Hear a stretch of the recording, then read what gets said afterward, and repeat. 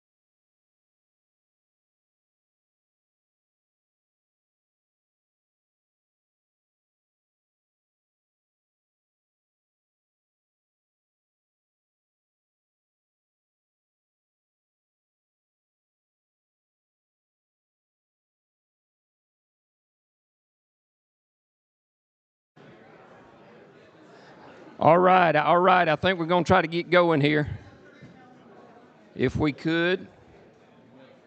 Yeah, that's you right there. First off, I just want to say welcome and thank you. I want to thank Lakeside Church. This happens to be where I go to church, and as y'all can see, we're growing. So sorry for the new stuff going on, but there's plenty of parking and stuff to get around, and I just want to thank Jay and Kevin and the staff and everybody for they do a great job of letting the community use our facilities here to do community outreach events such as this, and I just want to say thank you to Lakeside Church for doing that. Also, just want to say thank you to the people that make this happen. My assistant, Miss Grace Finney, who is my right hand in Atlanta, and our legislative liaison and counterpart from Ledge Council, Patrick Mock. Thank you for being here if we've got any of that kind of stuff. So before we get going, I want to just start this meeting off with a word of prayer, and my great friend, PSC Chairman Jason Shaw is going to open us with a word of prayer. Thank you, Trey. Y'all bow with me, please. Gracious Heavenly Father, we thank you for just bringing us here together today safely. We just ask you to be with us as we get through this proceeding and this important meeting, particularly for this very important part of our state, beautiful part of our state, and we're glad to be here in it today, Lord. We just ask you to continue to give us your grace and your mercy and your guidance, and be with each and every one of us and give us traveling mercies as we return home this afternoon. In your heavenly name we pray, amen. Amen. Thank you, Mr. Chairman. All right, right now, y'all see the panel up here, and what we're going to do is I'm going to start down here on the end, and I'm just going to let them introduce themselves real quick and tell y'all who they are and where they're from and what they do. Good morning. I'm Jason Shaw. I'm the current chair of the Georgia Public Service Commission. My home is down in South Georgia. I grew up in a little town called Lakeland, right outside of Valdosta, and I live down there on a farm right outside of Valdosta. Good friend of Chairman Rhodes here, and I'm glad to be here. This, like I said in my prayers, beautiful, beautiful place here. Always good to come here. Look forward to, I'm going to be doing a lot of listening today just like y'all and learning some too, because we do not regulate water. So I can tell you all about electricity and gas and all that, but I'm here to learn. Good morning, everyone. And first of all, what a turnout. Thank y'all for being involved. This is really important to our process in government. So look forward to hearing all the comments. I'm Lynn Smith. I'm from Noonan, Georgia. I am in House District 70, and I chair the House Natural Resource and Environment Committee. Good morning. Jason Ridley. I'm a state representative in District 6, which is up in North Georgia, Chatsworth area. Many people don't know where Chatsworth is, but it's next to Dalton.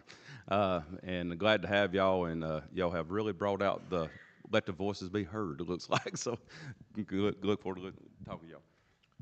My name is Bill Hitchens. I'm from House District 161. I represent part of Chatham County, City of Savannah, Port Wentworth, Pooler, and the southern part of Effingham. I'm actually from Rankin. I suffer from the same problem. Nobody knows where Rankin is, but everybody knows where Savannah is. And my district, the third fastest growing district in the state. During redistricting, I had to get rid of 22,000 people because of the growth. So I saw the traffic issue here this morning when I came up, and we suffer from the same problem, so I understand.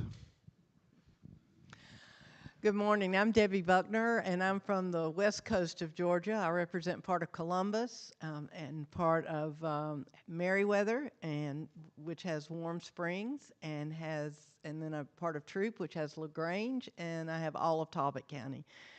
You have a beautiful area, and I'm glad to be here visiting you today, and thanks for being here.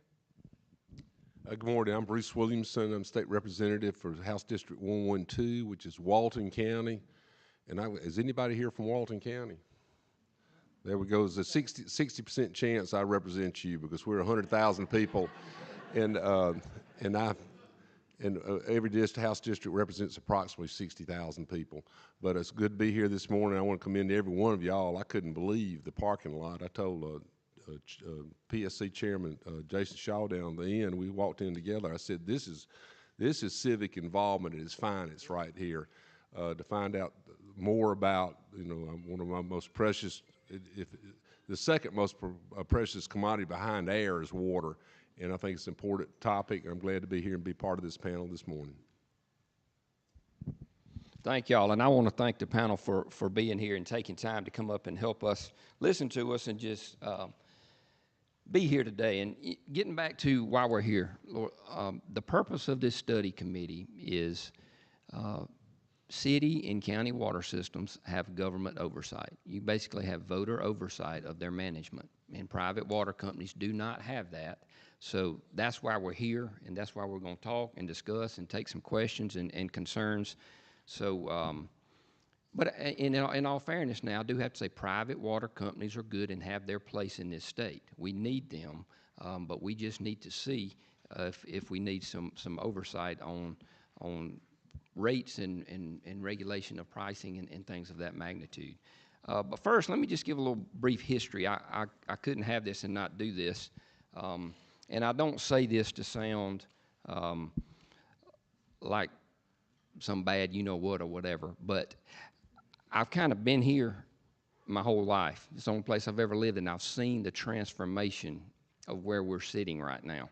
I was actually in the truck. There were 3 bachelors that had the second house down Lingerlonger Road when it was a dirt road, okay? And I was in the truck with one of those guys, and we were taking a phone booth to put in their basement, okay? They wanted a phone booth for their party basement, all right? Well, on the way, we passed a guy on a bulldozer, and he was throwing stuff. He was cussing. He was raising all sorts of sand. And the gentleman I was with, being the fellow that he was, stopped and said, "How can we help you?" And he said, "I tell you what, for $10,000, you can have all this stuff." So right there was the day the Oconee Water Company that went down Lingerlonger Road was born. $10,000 and a handshake. So that summer, I learned what a ditch witch and a pick was. So I've seen it transform here. I'm happy that it has, and we've got growth. We've got good growth. But we just need to make sure that we're taking care of not only our resources, but our constituents. So that's why we're here today. We're going to go, we've got a long list. I need to go pick that up. I want to make sure everybody's got a chance to say something. But first, out of the gate, I want to just say our EPD Director, Jeff Cowan, is here, and I want to thank him for coming. But we have Miss Jennifer Welty that's with the state, and she's going to speak to us first and kind of tell us the state's role in our in private water systems.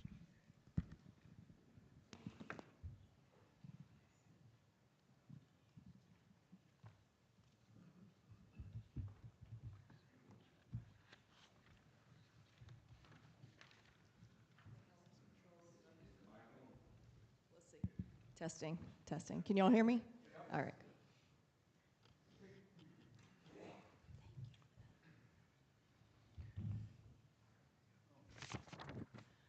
All right, good morning, Chairman Rhodes and members of the committee.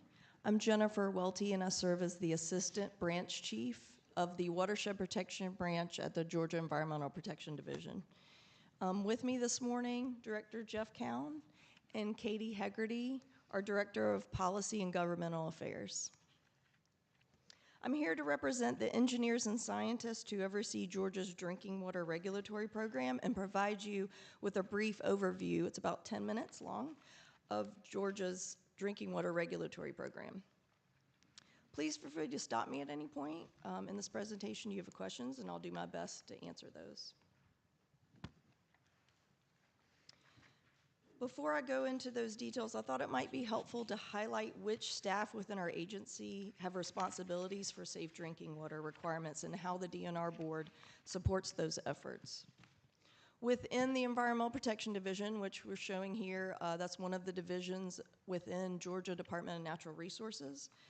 The Watershed Protection Branch is one of the branches of EPD, and it's further divided into 7 programs, one of which is the drinking water program. The engineers and scientists in that program oversee the review and permitting of drinking water systems and monitor their compliance status.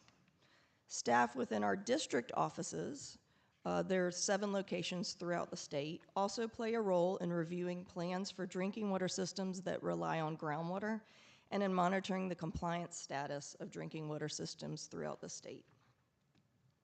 The DNR board meets 10 times a year, and they're responsible for reviewing and adopting any updates to Georgia's safe drinking water rules and regulations.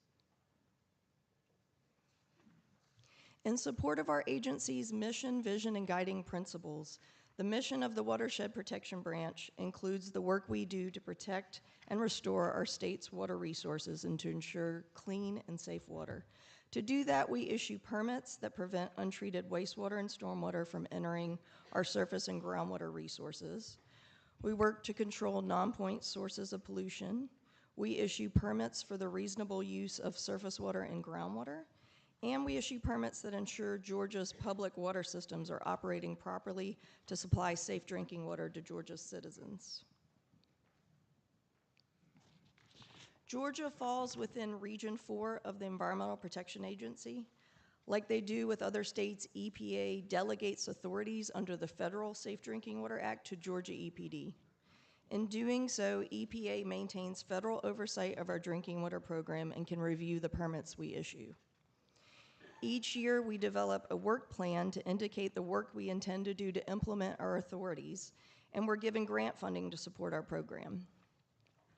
EPA also has the authority to review and approve our state rules and maintains compliance oversight, periodically conducting audits of our program. The safe drinking water requirements that are implemented in Georgia come from both the Federal Safe Drinking Water Act, the Georgia Safe Drinking Water Act, and Georgia's rules for safe drinking water. As I mentioned, our state rules are reviewed and approved by EPA so that they're consistent with federal rules, and they are designed to be at least as stringent as the federal rules. Collectively, the law and rules that guide EPD's implementation of the Safe Drinking Water Program govern the source, collection, distribution, purification, treatment, and storage of water for public water systems. We also publish a minimum standards for public water systems, which provides the minimum design criteria and establishes certain standards for the development and construction of all public water supply systems. That guidance document is subject to periodic updates and revisions so that we conform with the latest drinking water regulations. So our agency regulates public water systems, and those are defined in both the federal rules and state rules as systems that serve at least 25 people or include at least 15 service connections. We do not regulate water systems that are smaller than that threshold, and we don't regulate private household wells, although the Georgia Department of Public Health works with that process. Regulated public water systems serve about 89% of the population of Georgia. There are approximately 2,400 permitted public water systems in the state. Public water systems include any collection, treatment, storage, and distribution facilities that are used to provide water for human consumption. A majority of the state's public water systems are privately owned, but those systems serve a fairly small percentage of our overall state population. Approximately 812 of the state's public water systems are publicly owned by a local government or a water authority, and those publicly owned systems serve the majority of our state population.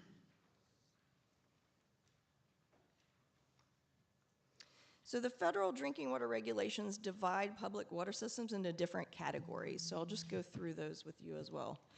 Community water systems, those are the vast majority of the systems in the state. They have, as I mentioned, at least 15 service connections, and they serve at least 25 year-round residents. So this is year-round water service or community water systems. There are approximately 1,124 privately owned community water systems in operation throughout Georgia, which serve an overall population of about 284,000 people within Georgia. The remainder of the public water systems are referred to as non-community systems, and those still include at least 15 service connections or serve at least 25 individuals, but they do so for less amount of time, so at least 60 days out of the year, but not year-round. So those non-community water systems are further divided into two types of categories. So I'll talk about those now. Non-transient, non-community water systems serve at least 25 of the same people for more than 6 months of the year, so non-transient. Example of this is the church that we're in, potentially, or a school. In Georgia, we have approximately 110 privately owned systems of this type, which serve a total of about 41,000 people. Those people may also be served by a private well where they live, or another type of public water system where they are not otherwise being served by the non-transient, non-community water systems. The other type is a transient non-community water system. Those are systems that provide water to at least 15 service connections for at least 60 days a year, or they regularly serve at least 25 people for 60 days a year. But those folks don't need to be the same group of people each time. So example of that is a restaurant or a seasonal camp. In Georgia, we have approximately 337 privately owned transient non-community water systems, which serve about 43,000 people. I bring up these types of systems because this comes out of the federal regulations, and there are a few distinctions between requirements for these types of systems, depending on their size and how they serve the public. Now that I've discussed the numbers and the types of public water systems, I wanted to also provide you all with a broad overview of the various types of requirements that we apply to public water systems, regardless of their ownership. So these requirements would apply to both publicly owned or privately owned systems. All public water systems must meet the applicable drinking water standards to prevent specific contaminants from harming the public. They must conduct routine monitoring of those contaminants, and the samples must be analyzed by a certified laboratory. All public water systems must be run by a certified operator, and Georgia's operator certification program is tailored based on the number of customers that are being served by the system or what type of water supply they use, whether it's surface water or groundwater. Public water systems also provide those that serve year-round customers consumer confidence reports to their customers, which contain information on the quality of the water delivered by the system and characterizes any risks from exposure to contaminants that were detected in the drinking water in an accurate and understandable manner. During instances of contaminant violations, public water systems must also inform their customers and EPD. Public water systems are also required to develop and update various types of plans that guide their operation and maintenance. So those are all the types of broad requirements that apply to all systems.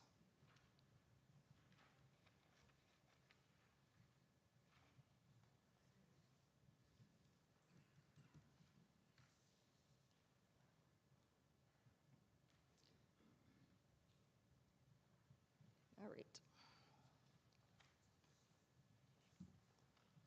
The various drinking water requirements that our agency implements are designed to protect public health. Central to that protection is the establishment of the contaminant limits that I referred to, which are called maximum contaminant levels, or MCLs. The MCLs set enforcement limits for various primary and secondary contaminants, along with the minimum requirements for ensuring clean drinking water that addresses those contaminants. MCLs and their associated requirements are incorporated into the terms and conditions of the safe drinking water permits that EPD administers. It's important to note that MCLs are developed at the federal level and go through a public process before they're finalized. EPA also administers an unregulated contaminant monitoring rule process that's designed to evaluate, through a broad monitoring program, additional contaminants that might be subject to future regulation. So all systems that EPA identifies through that process are required to conduct monitoring for those unregulated contaminants. As more MCLs are finalized over time for more contaminants, EPD includes those MCLs in our rules, and public water systems are required to monitor those contaminants for compliance with the MCLs. As public water systems monitor and report the levels of regulated contaminants, EPD has the authority to respond to violations that endanger public health and take the necessary steps to ensure the compliance of public water systems. We also conduct periodic inspections of public water systems. Notably, all the data from and the inspections of public water systems feed into an enforcement tracking tool that can be used by the state and by EPA to monitor compliance and guide any enforcement actions that may be necessary. With that, I'm happy to take any questions that you might have or clarify anything. Anybody have any questions? Thank you. Thank you for your presentation. And Just from the panel.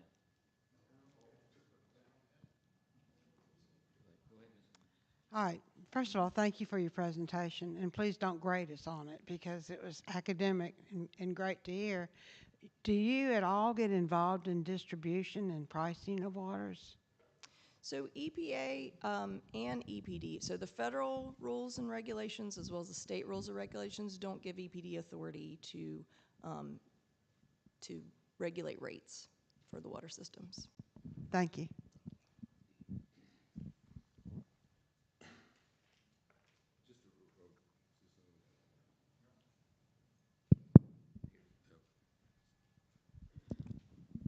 So, quick question: does the EPD have any? Do you monitor any kind of the computer compliance, or whatever the word I'm looking for? Any of the controls could be hacked, or cybersecurity is really the issue I'm kind of getting to. What if EPD doesn't? Does anybody in the state of Georgia monitor the cybersecurity of water systems in Georgia, Yeah, municipal or private? right. So the water systems themselves are taking measures to protect cybersecurity. EPA, federal EPA, has been putting out a lot of information to guide water systems on that topic, and there have been a lot of, as well as professional organizations that a lot of water systems are members of, and resources that they have to utilize that address that type of topic. But there's no direct regulation from EPD. Thank you. Are there any other questions from the panel? Thank you, Ms. Welty. Thank you so much.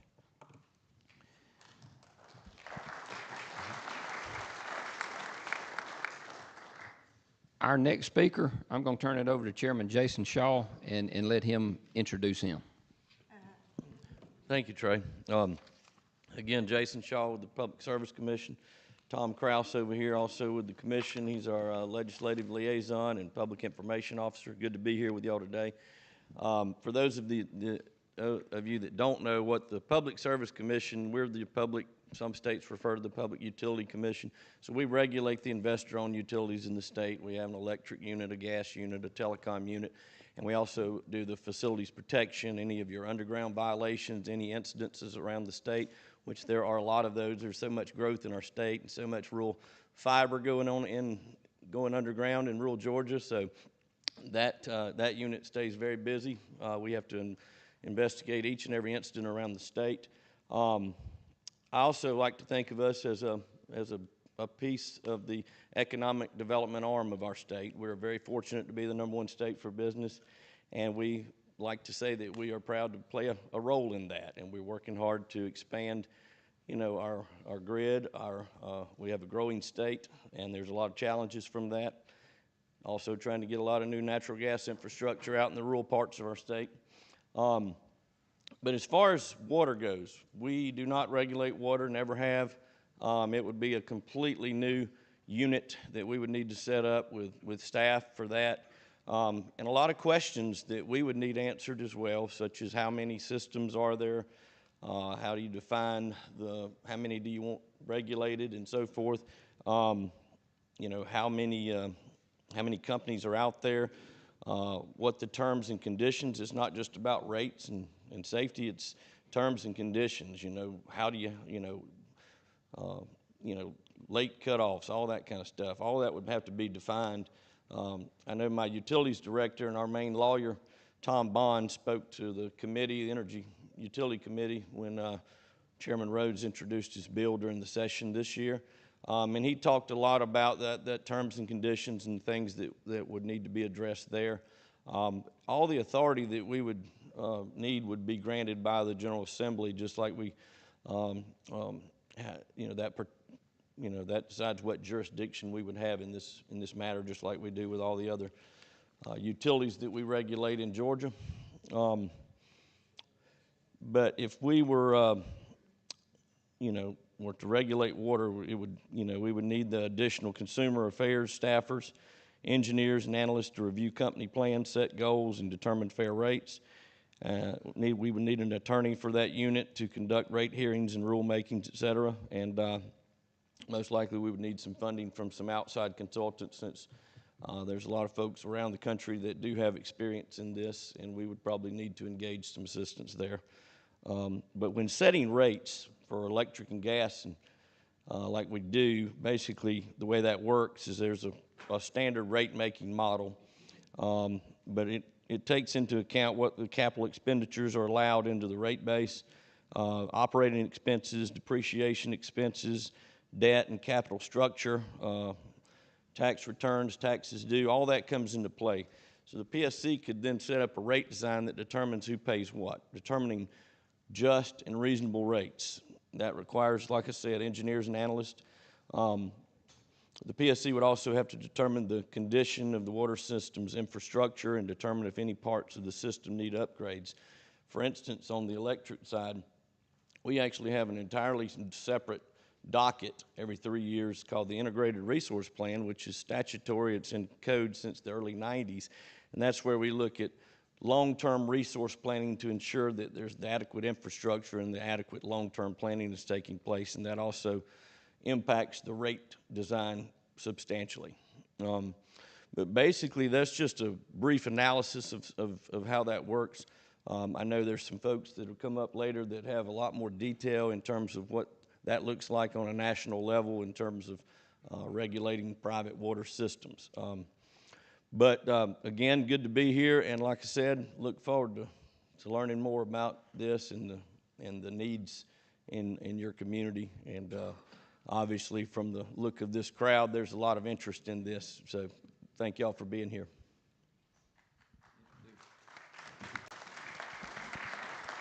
I wanted you to introduce the next speaker, not give a campaign speech. And also, you know, they say when you're gone, you're gone. I'm a former House member. Love serving with these folks. But see, when you're gone, they stick you down here on the end. But the next speaker I'm really proud to introduce, he's a good friend of mine, Mr. Rob Powelson. Mr. Rob is the CEO of the National Association of Water Companies. I got to know Rob just because he is a premier voice across the country amongst the regulatory folks like me. And we have a national association called NARUC. Rob is a former chairman of the Pennsylvania Public Utilities Commission, also a former president of our national association, NARUC. He was also a commissioner of the Federal Energy Regulatory Commission that was appointed by former President Trump. So he served a few years on the FERC. Great guy. He's a true expert on this issue. And Rob, I just want to thank you for taking the time to come to Georgia. Had dinner with Rob night before last and had a chance to watch our Falcons beat his Philadelphia Eagles. So I took it easy on you then, but now we got the home crowd. I had to rub it in a little bit. But Rob, again, thank you for being with us. Thank you, Chairman.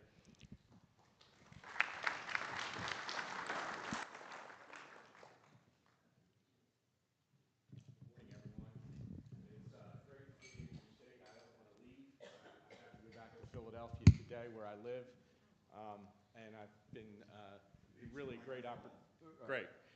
Just a great opportunity to be here. As I mentioned, as Chairman Shaw mentioned, and I want to thank Chairman Rhodes and members of the committee for affording me this opportunity, really to talk about our industry. And by the way, by the turnout here today, you're passionate about water infrastructure, water quality, reliability, and affordability. And that's water, as I've learned, you know, my background as former chairman of the Pennsylvania Public Utility Commission, water is personal, water is life, water is local. And by the way, everything we do in our lives, think about how we started today. We started with, you know, maybe brushing our teeth, taking a shower, maybe brewing some coffee. It all started with what? Water. So I'm here representing the National Association of Water Companies. We are a 129-year-old trade association. By the way of background, we're older than the NFL by 50 years. Roger Goodell might take exception to that. And our industry is a regulated industry by public utility commissions across this country. About 45 states regulate water. Mr. Chairman, I'm trying to add to his workload because I believe, and like you believe, like the committee members believe, when you have strict compliance, utilities will invest, They will be disciplined in their approach to engineering and safety culture and address things like affordability and reliability. And that's really the holy grail of what we do. The communities we serve over 73 million customers here in the United States. We invest, just by way of background, these are not federal grants or state grants. Our members invest $5.5 billion just last year in water and wastewater infrastructure. That's not any, federal government or state government set aside. That's private capital that's invested in our service territories. And we serve from areas of California all the way up to New England and Florida, Texas. And, I'm come from the world of economic development. And what was said here earlier is, in Pennsylvania, we'd love to have this economic marvel known as the Peach State. People are moving here. You have great education facilities. Your housing market's booming. And that puts an added heightened awareness on electric, gas, and water and wastewater reliability and investment. The earlier presenter, Jennifer from the EPD, EPDs across this country, or Departments of Environmental Protection, are at the forefront of making sure that water quality is part of the environmental compliance. Many water systems, all water systems in this country are regulated under the Safe Water Drinking Act. You heard that earlier. And the Safe Water Drinking Act, by the way, is going to celebrate its 50th anniversary this year. I share that with you because in your state alone, I did some analysis, Mr. Chairman and members of the committee, and even folks here in the audience. The U.S. EPA estimates that Georgia needs to spend about $19.7 billion over the next 20 years to modernize your drinking water infrastructure. We don't think about that. You know why we don't think about it? Because most water infrastructure is what? Underground. You might see surface water, you might see a water tower, but most of our pipes and the way we source and generate and deliver water to your tap is underground. Now, I've been across the country, and I'm going to share with you that it's critically important that every community should have a reliable drinking water and wastewater system. I want to share with you some of the things that we advocate for, Mr. Chairman and members of the committee, across this country. In the state of New Jersey, Indiana, Pennsylvania, and more recently in Mississippi, we met with legislative leaders and governors, and we work very closely with governors. And by the way, Jennifer, we're very active in ECOS, which is a wonderful organization. It is all the state air and water regulators across the country. And we participate in those forums, and NARUC, as Chairman Shaw mentioned, to educate regulators and environmental regulators on what we do as an industry, and going back to my earlier point, why it's so critically important that you have compliance.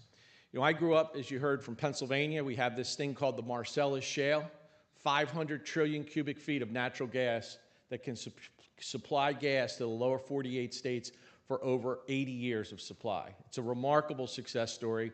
I regulated that. But one thing I learned through that regulation is if you don't have regulation of that industry, you can have really bad outcomes with gas safety and drilling. Pennsylvania's come a really long way in how we use water for fracking, and how we reuse water in the process of the extraction of hydrocarbons, which, by the way, we've been doing since 1952 in this country. It's a remarkable story. And the reason I use the fracking industry as an example is, as our environmental secretary once said, he said, you can drive 80 miles an hour on the Pennsylvania Turnpike. That's why we have state police to pull you over when you violate. Now, I use that analogy because that's the same analogy we approach in our industry. We have the Safe Water Drinking Act, we have the Clean Water Act, and then state public utility commissions that regulate our ability to run our utilities, but we just can't raise rates without public input, right? How many of you are Alabama Power customer or Georgia Power customers? By the way, I slipped up because I have a son. I know you're going to boo me, but I have a freshman at Auburn. So I've been, that time's, yeah, I know. I was told the warm-up game for Georgia's homecoming against Auburn. So, by the way, you know how hard it is to get in the University of Georgia? So, you know, and so here we are today, and I share this with you because we have this thing, the Safe Water Drinking Act, 50 years, it's worked remarkably well, right? We've seen investment. And by the way, 85% of our U.S. water grid, believe it or not, is municipally owned. 85% of the, let me repeat that, 85% of the U.S. water grid is municipally owned and operated. My industry is 15% of the market. On the wastewater side, it's 90% municipal to private, 10%. Now, the reason I share that with you is there's a bigger overhanging issue in the world of water. We have 51,000 drinking water systems in the U.S. Think about that.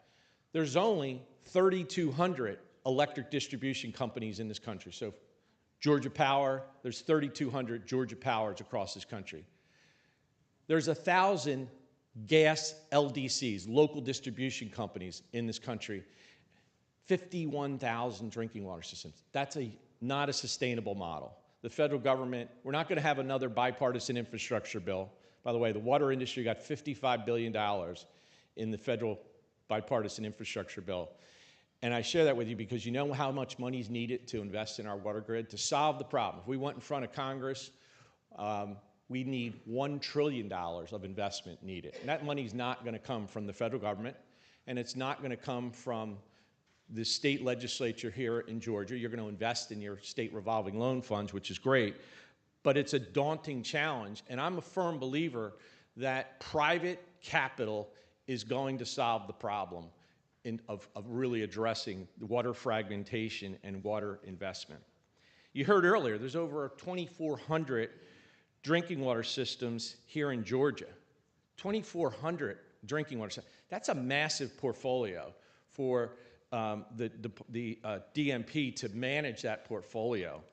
By the way, these are not, as you heard Chairman Shaw mention, these are not rate-regulated entities. So when I go back to the Georgia Power example, as Chairman Shaw mentioned, when Georgia Power is going in front of the commission, the PSC, to capture a rate increase, there are public input hearings across the state where every one of you in this room have an ability to get up to a microphone in front of an administrative law judge and talk about your service, talk about your rates, address issues on safety, and that's all developed into a record. And it's a damn good thing we have that in place. The regulatory compact across this country works really well, and I'm going to talk about that here in a moment. I jokingly say, here I am, a kid from Philadelphia talking about we need more regulation in the water industry, right? We do. We've had too many near misses in this country. I had the opportunity after the Jackson water crisis to spend 3 visits to Jackson. You've all read about Jackson. 25,000 cases of bottled water delivered to a community with a poverty rate, 25% of the community living on federal poverty. They couldn't trust what was coming out of their tap. By the way, I wish I showed the slide, but the Jackson water crisis was not a crisis that happened in one day. It's been 25 years of underinvestment, non-compliance, and now system failures that caused a national public health scare in this country. Public health, think about this. This is the only public utility service we ingest. By the way, I want to be very respectful to the members of this committee. I don't like bottled water, all right? You won't see me with bottled water. But for the sake of today, for the sake of today's hearing, we're going to let that go. But I share the Jackson situation because we, as an association, went into Jackson. I met with the mayor. I met with the head of the, and we talk about what this industry needs. And what we need, and we're doing it across this country, is what we call water quality accountability legislation. What is water quality accountability? Well, think about this. Shouldn't every water system in this country be able to map in the GIS world that we're in, be able to map all their assets, their mains, Shouldn't every water system in this country have a physical and cybersecurity plan?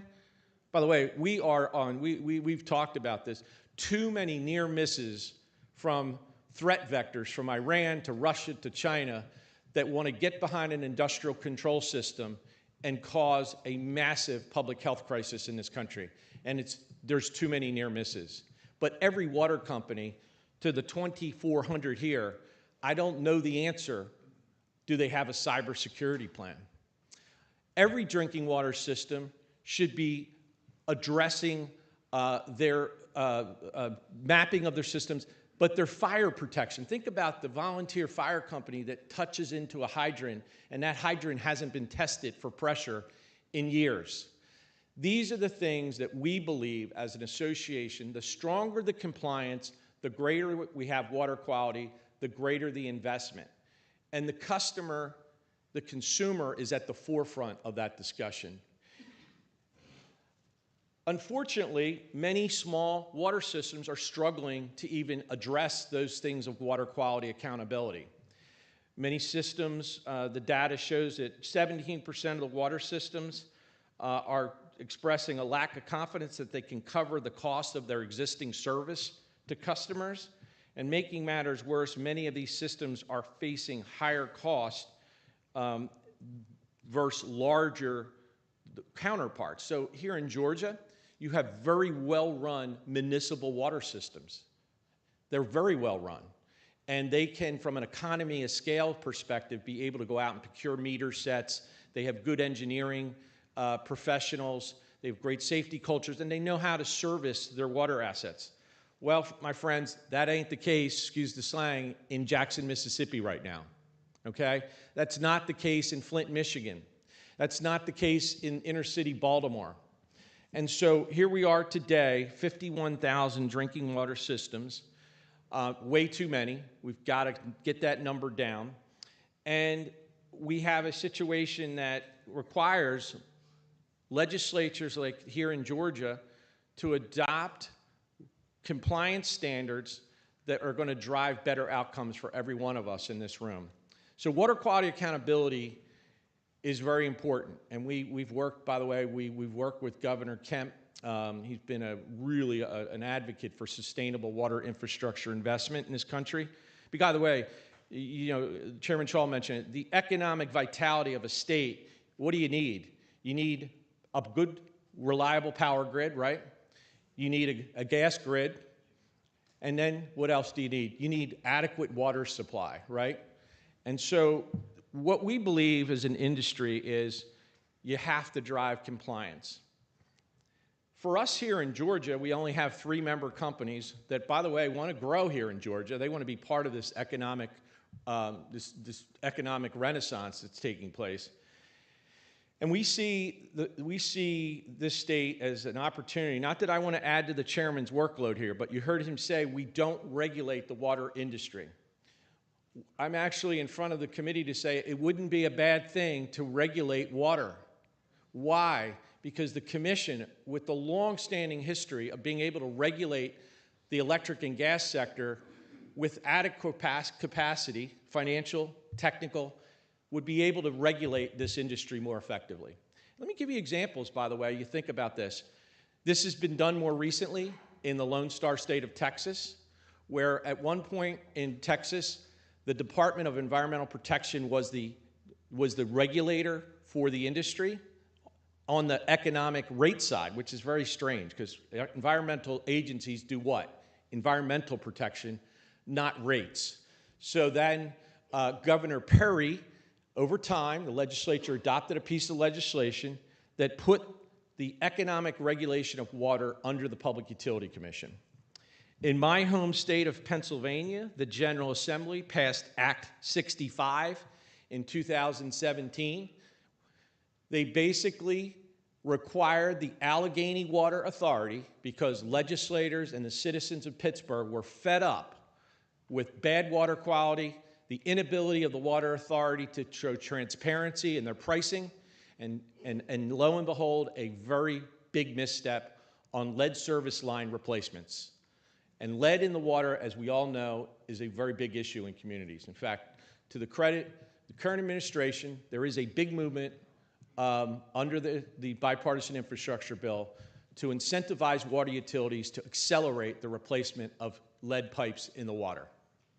But in my home state in 2017, the Pittsburgh Sewer and Water Authority was put under the auspices of the State Public Utility Commission.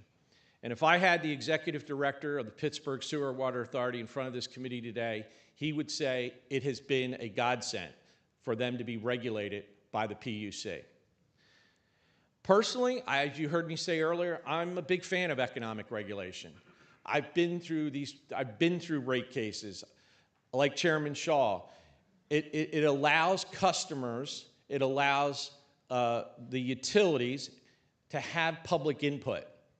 It allows for a discussion on infrastructure investment, long-term planning of that infrastructure investment, and being able to do it in a public forum where you can develop a record and a recommended decision can be made and adjudicated by a public service commission. It works. It's been working for over 150 years in this country. No disrespect to my legislative friends, but public service commissions are independent agencies for a reason. I don't think anybody up there, as one of my political mentors, the great Speaker of the House, Matt Ryan, not the quarterback, said, we set up public utility commissions because, God forbid, I have to vote on a rate increase as a legislator. I already got to vote on a budget, right?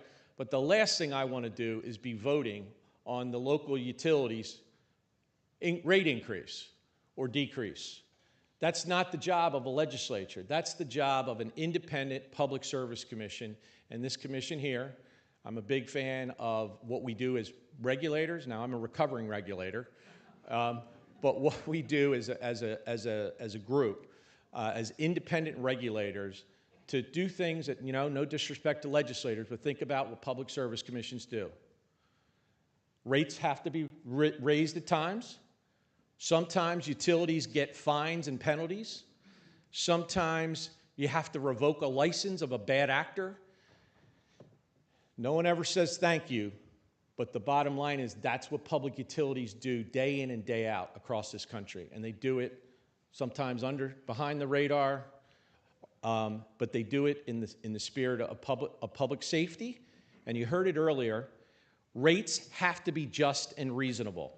You cannot have utilities coming in without oversight, just raising rates and not explaining it to you. You have to have an oversight that works. And that's why I'm here today, because your legislation, Chairman Rhodes, is a model that could work for this state and could serve the public interest and also drive greater investment and provide greater reliability, affordability of this precious commodity, only public utility service we all ingest. We can't afford near misses when it comes to underinvestment in our water grid. I really appreciate the opportunity to be here. I am honored to be here, by the way, because I think water gets overlooked so many times until there's a crisis. And I appreciate the leadership of you, Chairman Rhodes, and the members of this committee to afford me the opportunity to be here to talk about this most precious, finite commodity. I'll leave you on a couple facts and then open up for question. Over the next decade, 40 U.S. states are going to face some type of water scarcity issue, okay? That's a fact. It's not a California issue. It's not Arizona and Texas. My state had a drought warning last summer. The state of New Jersey, drought warning last summer. 40 states in this country over the next decade are going to face a water scarcity issue. We are seeing massive issues around water reuse. As a society, we use a lot of water. We're the #1 consumer of water in the world. We only replenish that water at a factor of 25%. As a country, we are woefully behind in being able to reuse water. So Israel, Australia, they have like an 80% reuse factor of their water. You know what the U.S. is, ladies and gentlemen? Less than 1%. Okay? Less than 1%. And that's a sad commentary because we got to use this water resource more efficiently with a steadfast commitment to a conservation. Use it, but it's finite. So I share that with you because every governor, every legislature, you're going to be, as these data centers come in, massive need for water sourcing. But now more than ever, I applaud you for your leadership and really giving us as an industry an opportunity to share with you some of our best practices. So thank you. Thank you, Rob.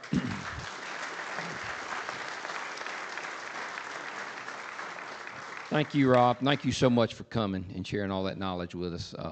I know you're going to have a few questions, but I just wanted to say that the Eagles are my second favorite team because I got all those Georgia Bulldogs on there. So I was just going to tell you that. Who's got a question? Thank you. You talked about cybersecurity, and that seems like a thing that we hear more and more every day. I know that's probably got to be one of the biggest threats in the utility world, far as I guess city or municipal owned water. Are they required to have some sort of cybersecurity set up right now? There is no official mandate. In certain states, public utility commissions, like my former agency in Pennsylvania, we have a cyber unit, and every regulated utility goes through a cyber audit. So what's that audit look like? You have to demonstrate protocols in your investment. Second, you have to disclose your penetration testing and incident reporting. And I think that's a good thing because you have to demonstrate you have a capacity to invest. And if you have an incident, how do you respond to the incident? How do you triage? I will say this, the water industry is woefully behind where our power sector is in this country. And that's, the threat vectors are coming at a level that the Homeland Security folk are very worried in this country that it's going to be a weak-link water system that gets, and by the way, they've already happened. Oldsmar, Florida, near miss, passwords weren't changed, was a former employee, got into the industrial control system, and by the grace of God, someone knew something was going in the chemical flows into the water. My home state of Aliquippa, an Iranian threat vector penetrated the industrial control system, shut the system down, and then you see across the country these ransomware attacks in the city of Baltimore, their system. They couldn't send out bills for over 3 months. So it's real, and as an industry, what we've advocated for, and I've actually brought my cybersecurity pillars, but what we have talked about nationally is we need what we have in the power sector called the North American Electric Reliability Council. We want to stand up a water resiliency council, which we would develop standards for cybersecurity. But to answer your question, it's the wild, wild west right now, and we can't have that. Going back to compliance, every water system should have some type of basic cyber plan in place. Thank you. As Georgia's first Homeland Security Director, I can tell you that I've been out of it now for about 20 years, but that occurs in the major metropolitan areas for the municipal and county water systems from the get-go. And when I left, they were up to standard with most of the power grids. Unfortunately, when I was there, when I first started, there was no National Homeland Security agency, and we were pretty much alone in each state to do it on our own. But for me, I don't think it's migrated out into the rural areas. You know, some of them in my area, very small water systems, and I know they don't have the number one, the engineering ability, and number two, the money to be involved in that. But that would be great to have a national organization that work with them just like they do with the power grids. Yeah, we're excited. There's a piece of federal legislation that's moving through, and we think it's a great direction for our industry. I represent a lot of rural areas, and we've been in many of these areas, they are being asked about being the host for data centers. And we know that the data centers use a lot of power. They also use a lot of water. And so the question has come up about using gray water in a closed loop system so that they can reuse it over and over rather than being a drain on the local water systems. Is that happening in other areas where the data centers are in other states? Is there anything you could share about that? So as you mentioned, these data centers are coming in massive power demand, coming to areas like Georgia, Pennsylvania, California. And so the power demand is the one aspect of it. You know, these systems can never go down. They need 24/7 bulletproof power.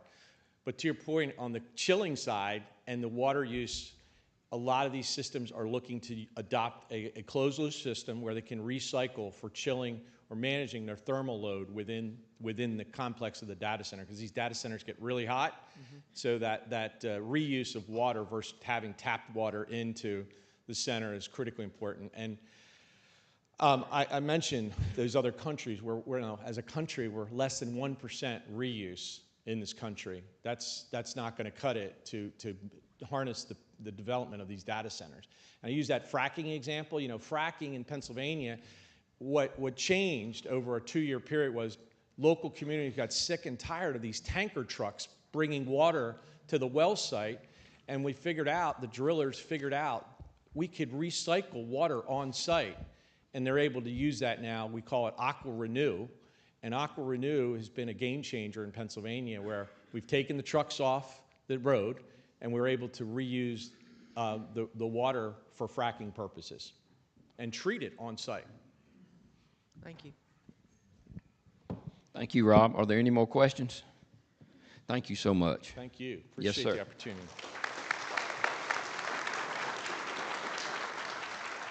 All right, now is what I wanted the meat of the meeting to be to hear from you, the constituents, and that's what we're fixing to get into now. I had one person. Is Stacy Urrutia still here? I'm going to let her go first because she's got to get out of here. But she wanted some. You still want? Okay. If you'll come up here to the microphone.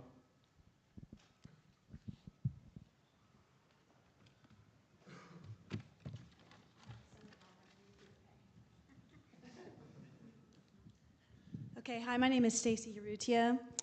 I just wanted to say I've been coming to the lake area for 30 years. I've been a property owner here for 20 years, and I moved here permanently in 2008, so about 16 years ago, where I met Trey Rhodes. So thank you for giving me this opportunity to speak today. I realize that there's a variety of concerns about water quality, the pricing of water, et cetera. My comment today is going to seem very granular in comparison to that. But I have seen a lot change over time here. And I just wanted to say that, you know, for over 7 months now, I mean, my husband started communicating or attempting to communicate with Piedmont Water regarding a conversion from septic to sewage and some issues we're having with regard to that. We have to have a conversation with Piedmont Water about it. We literally can't get a response. 7 months, no response. Or a little bit of response with no follow-up. I mean, I just feel as though, and I don't know where Piedmont Water, hi, Trey has my number. I mean, I don't know what we need to do as consumers to help as a part of this oversight or regulation, or, you know, it's also about response time and customer service for the service we do have from Piedmont Water or lack thereof. So in addition to all the issues about quality of water and pricing and all those things, I just need some response. And I know I'm not the only one who's dealt with that. I have plenty of neighbors who've had the same issue, and it's just unacceptable to me. So again, Trey has my number. Thanks.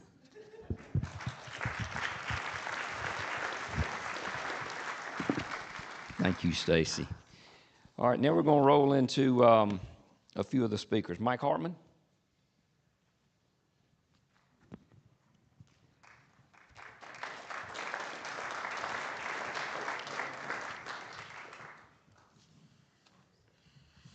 Good morning, everybody. I am Mike Hartman, and my wife and I moved here in 2022, and we started building a house in 2020.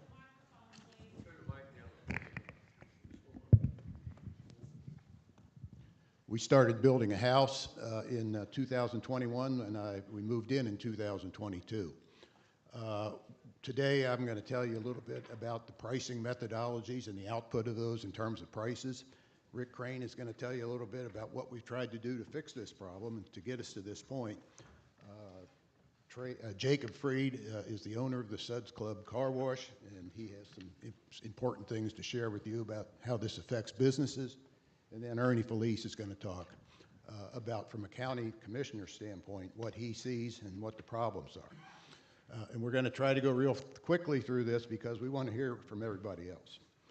But as I said, we moved here in 2022, and we were building a house and coming up here to watch the construction.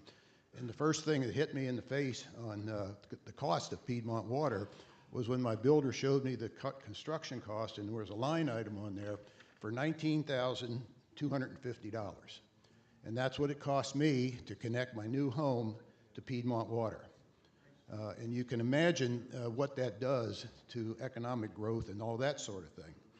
My first water bill after we moved in was $2,834. This is watering in a new lawn, sod, plants, and so forth. And I had applied for my irrigation meter before this all started, but Piedmont Water held that up for 4 months until I was done watering in my new yard. And that cost me about $2,000.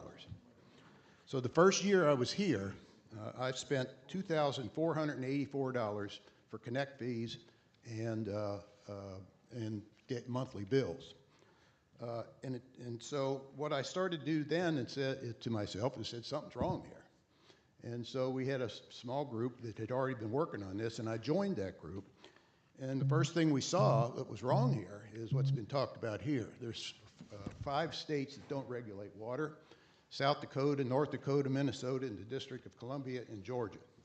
And so right there you have a problem that leaves private water companies free to do whatever they want to do. So this is a natural monopoly. You have to have water. There's only one company at a time that can provide you with water, and that's a perfect thing for regulation, the same as gas or electric, or it used to be telephone service. So what I want to talk about today are 3 things. I want to talk about how Piedmont Water sets prices, what happens when they do, what are the benchmarks, how do those prices compare to different places around the country, and then the third thing is how have those prices gone up over time. And so this is going to be a little bit boring, but I'm a numbers guy. First thing I want to talk about is how they set the price of water. And I want to concentrate on, there's 4 rate elements to a water bill. The monthly base cost for water, that is how much you pay, the minimum you can pay, the monthly base rate for sewer, the volume rate for water, and the volume rate for sewer. So what happens in this process that Piedmont has set up for itself is that Brenthurst gets up on top of one of his water tanks periodically and starts looking around in a 75-mile radius circle around that water tank. And he says to himself, who is the highest provider for each of those 4 elements separately? So let's look first at the water element for the cost for water volume. How much do you pay for water? So when Brent's looking around, he looks to the west about 40 miles, and he sees a town called Social Circle. And so he looks at that and he says, boy, those rates are pretty high. I think we'll mimic them. But then what he also sees is they have 2 rate tables, an inside the city rate table and an outside the city rate table. So he says, that's really good. And those people charge $16.53 per 1,000 gallons. So he sets his rate at $16.13, just under the circle of love there. So they're outside the city limit, and they also have only 50 customers that draw water from Social Circle outside the city limit. He continues his scan, and he finds also Social Circle has the highest sewer volume rates. Same exercise. They charge $15.66 per 1,000 gallons for sewer, and they charge Piedmont Water charges $15.45. The problem here is it's, again, an out-of-franchise rate table, and they have no customers on that rate base. There are no sewer pipes outside the city limits in Social Circle. So the price there is based on a piece of paper. Then we go to the sewer base rate, and he looks southeast and finds Crawford outside the city, or north, and finds Crawford. They're $50, and his base rate is $45.40. But again, no customers. Just a piece of paper that he's looking at. And finally, the base rate for water is in Soperton, which just happens by chance to be 74.5 miles from his water tower. So that's included. And they charge $51 and we charge $50 for that base rate. So the way these water rates are determined is by four please don't buy from us rates. Social Circle, Soperton, and Crawford would just as soon not have customers outside the city limits, so they send those kind of pricing signals. My monthly bill and your monthly bill, if you also have a irrigation meter, is $150 between the 2 meters and the sewer monthly rates. When I lived in Tampa for 24 years, by way of comparison, I never once had a water or sewer bill over $100.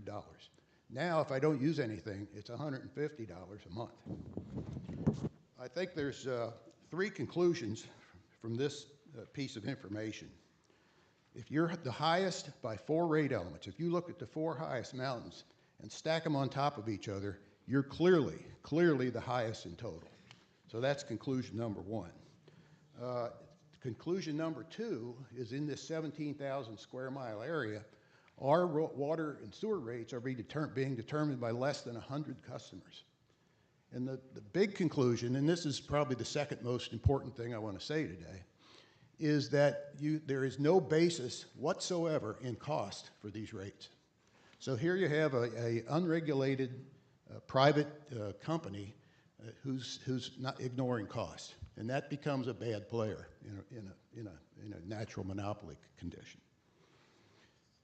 So that's how they set prices, and so then what happens when they do that? So I want to give you some benchmarks. Piedmont Water, as I just said, is 60. Mike, before you get into that, just know if we want to hear from everybody, we need to roll on. Yeah. Piedmont Water is $16.13 per thousand.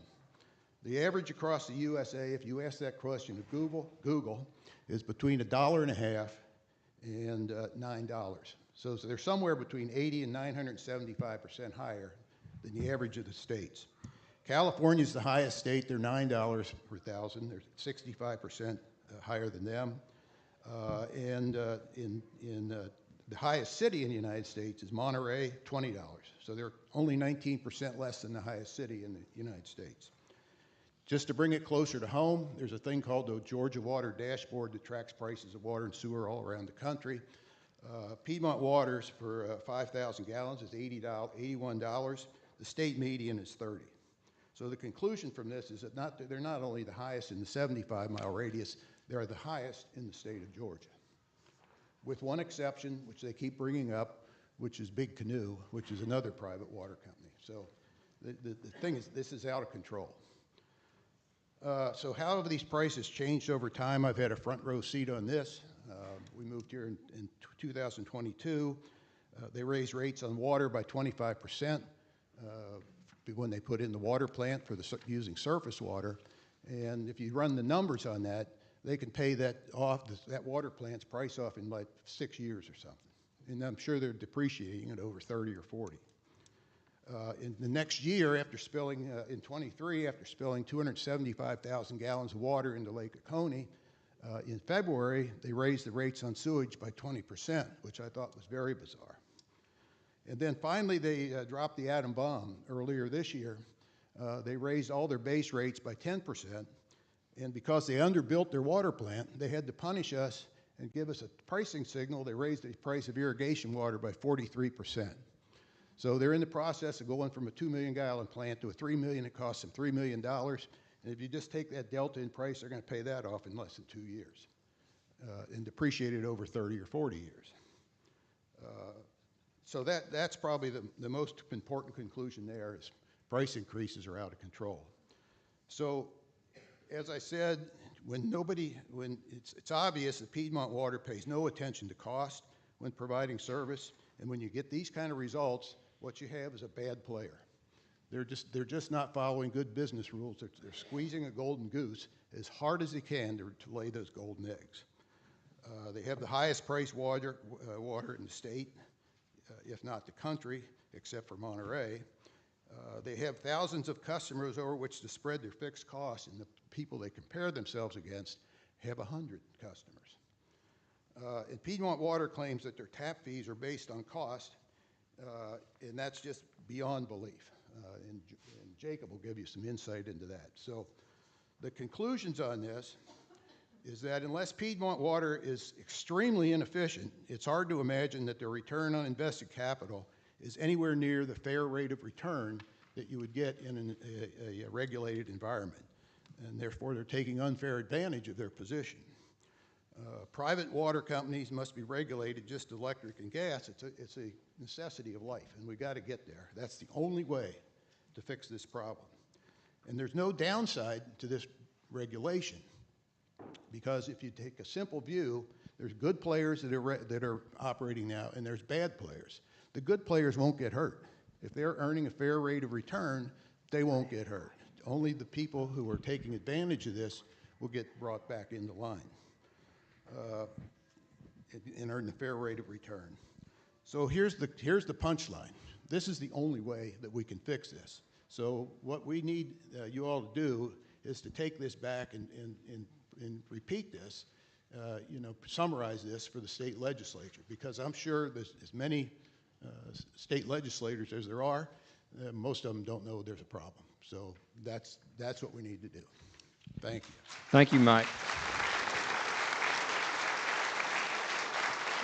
Thank you.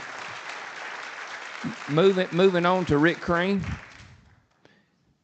And y'all, I'm going to ask you, I really do want to hear from everybody, so we need to stay 3 to 4 to 5 minutes tops, but 3 to 4 minutes if we could. Thank you.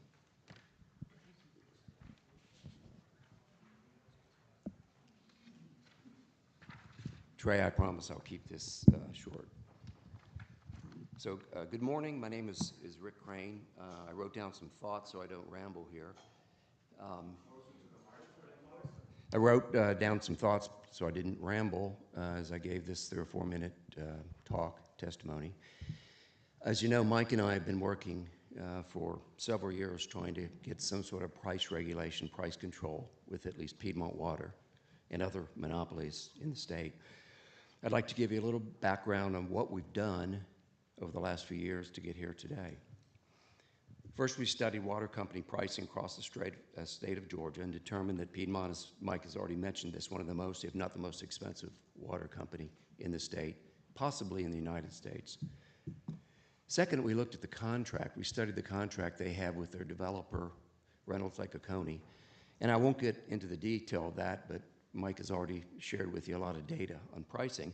But I would like to add one thing. In that contract, Reynolds forbids members to drill wells for irrigation or septic tanks. So thus, we're forced to use an unregulated monopoly, which happens to be a bad player, I think, in the industry. Thirdly, we talked to numerous law firms over weeks to see if we could bring some sort of a class action suit versus these predatory prices. All of the law firms agreed that the contract allowed Piedmont Water to use predatory pricing. However, they also came to the same conclusion, which was Piedmont was breaking no laws, because in Georgia, there's no price regulation. Next, we initiated an online petition, and we published it on a social media site. Within 2 weeks, we garnered over 2,000 signatures in support of getting price regulation for these unregulated water companies. Lastly, we conferred with our state representative, Trey Rhodes, thank you to Trey, who wrote Bill HB 1220 to regulate water companies from a pricing perspective in the state of Georgia that had, I think, 1,000 customers or more. The bill unanimously passed the Utilities Commission, but was killed at the Rules Committee with the help of Piedmont Water and other water companies' lobbying efforts. I'd like to conclude by stating that the only way to prevent this price gouging from bad actors, Georgia water companies, is to pass legislation to price regulate what we've been known to call these guys robber barons. Thank you very much.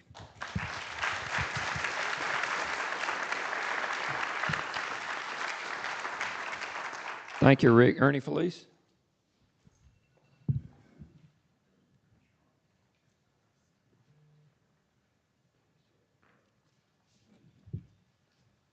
Trey, I'm going to cut mine down real quick because they covered a lot of the points.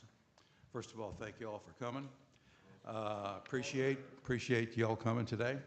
Also, it's been a pleasure to work with Rick and Mike on this over the last year. And my wife, I'm the commissioner here in District 4 for 8 years. And my wife and I have lived here for 29 years. And I can tell you we've experienced the same frustration and feeling of helplessness of our friends, neighbors, and my constituents while in office. As a commissioner, a day does not go by without an email, text, phone call, interaction at church, store, walking the dog, that people don't stop me and say, what in the heck is going on with Piedmont Water? They are out of control.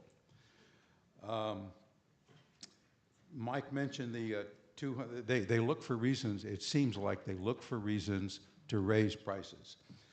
Mike mentioned the $275,000 spill. They immediately raised their price. They came back, the EPD fined them, from what we understand, $5,000, but the price increase stayed in place. The $20,000 tap fee that he talked about, that's hurting our ability for developing affordable housing.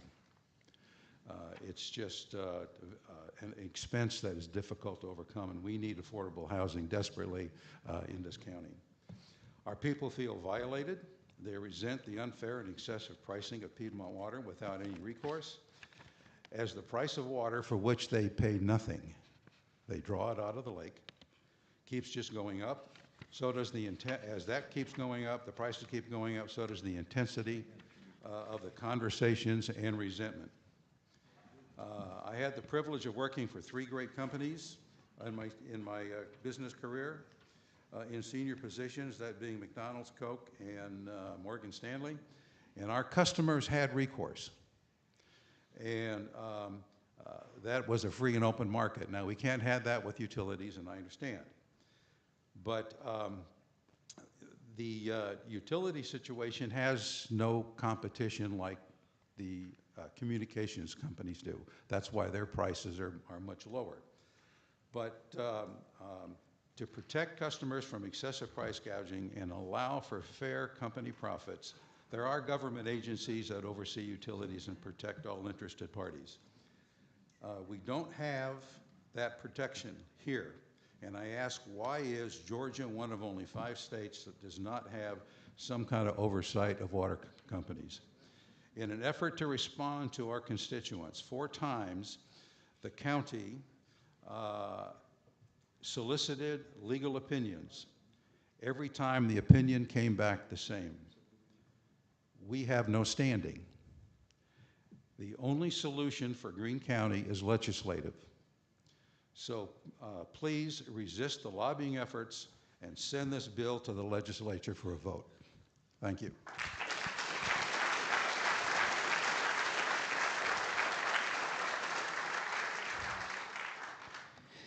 Thank you, Ernie. At this time, I want to call on Brent Hurst from Piedmont Water.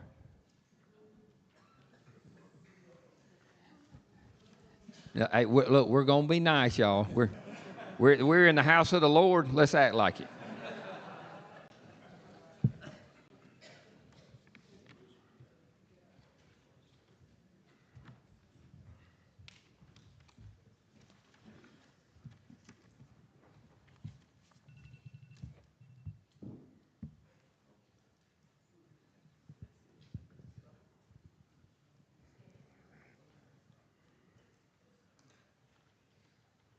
Can y'all hear me? Okay, very good. My name is Brent Hurst. I'm the Chief Operating Officer for Piedmont Water Company. I want to thank each of you for coming and hearing this important topic from not only constituents but our customers as well within Greene and Putnam County. For over 30 years, Piedmont Water Company has been providing water and sewer services to the Lake Country area.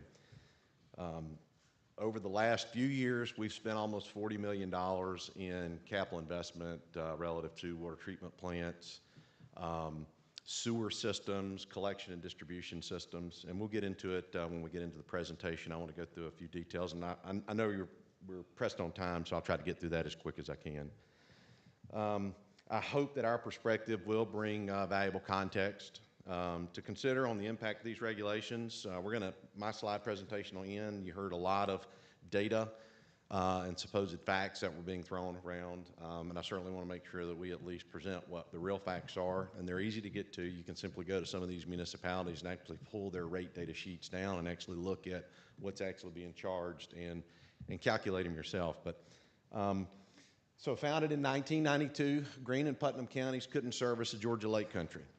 So private capital stepped in, Piedmont Water stepped in, and started building water systems, eventually got to where it was building sewer systems to get to a point of where we are today. Today, we're the second largest private investor-owned utility in the state of Georgia across 14 counties, 12 of those counties with water, 2 counties sewer only. So we've got water only, water and sewer customers, and sewer only customers. So we kind of see a blend of all of that through the systems that we service.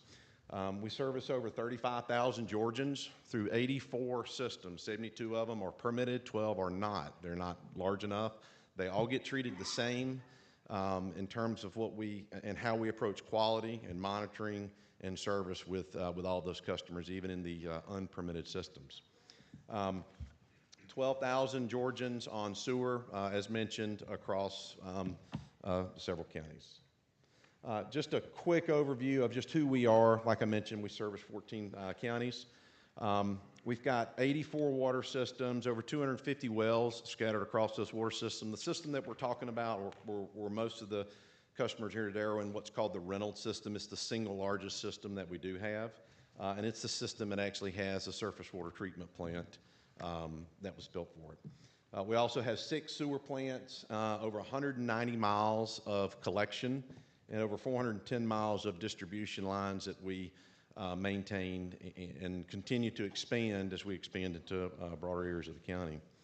A little bit of, I guess, context on public versus investor-owned. I think it's one of the prior speakers was mentioning a lot of near misses within systems across the country. I would hope that we understand that those were all public systems as well. Not saying that privates don't have their challenges, but publics also have an equal amount of challenges as well if they're not funded properly.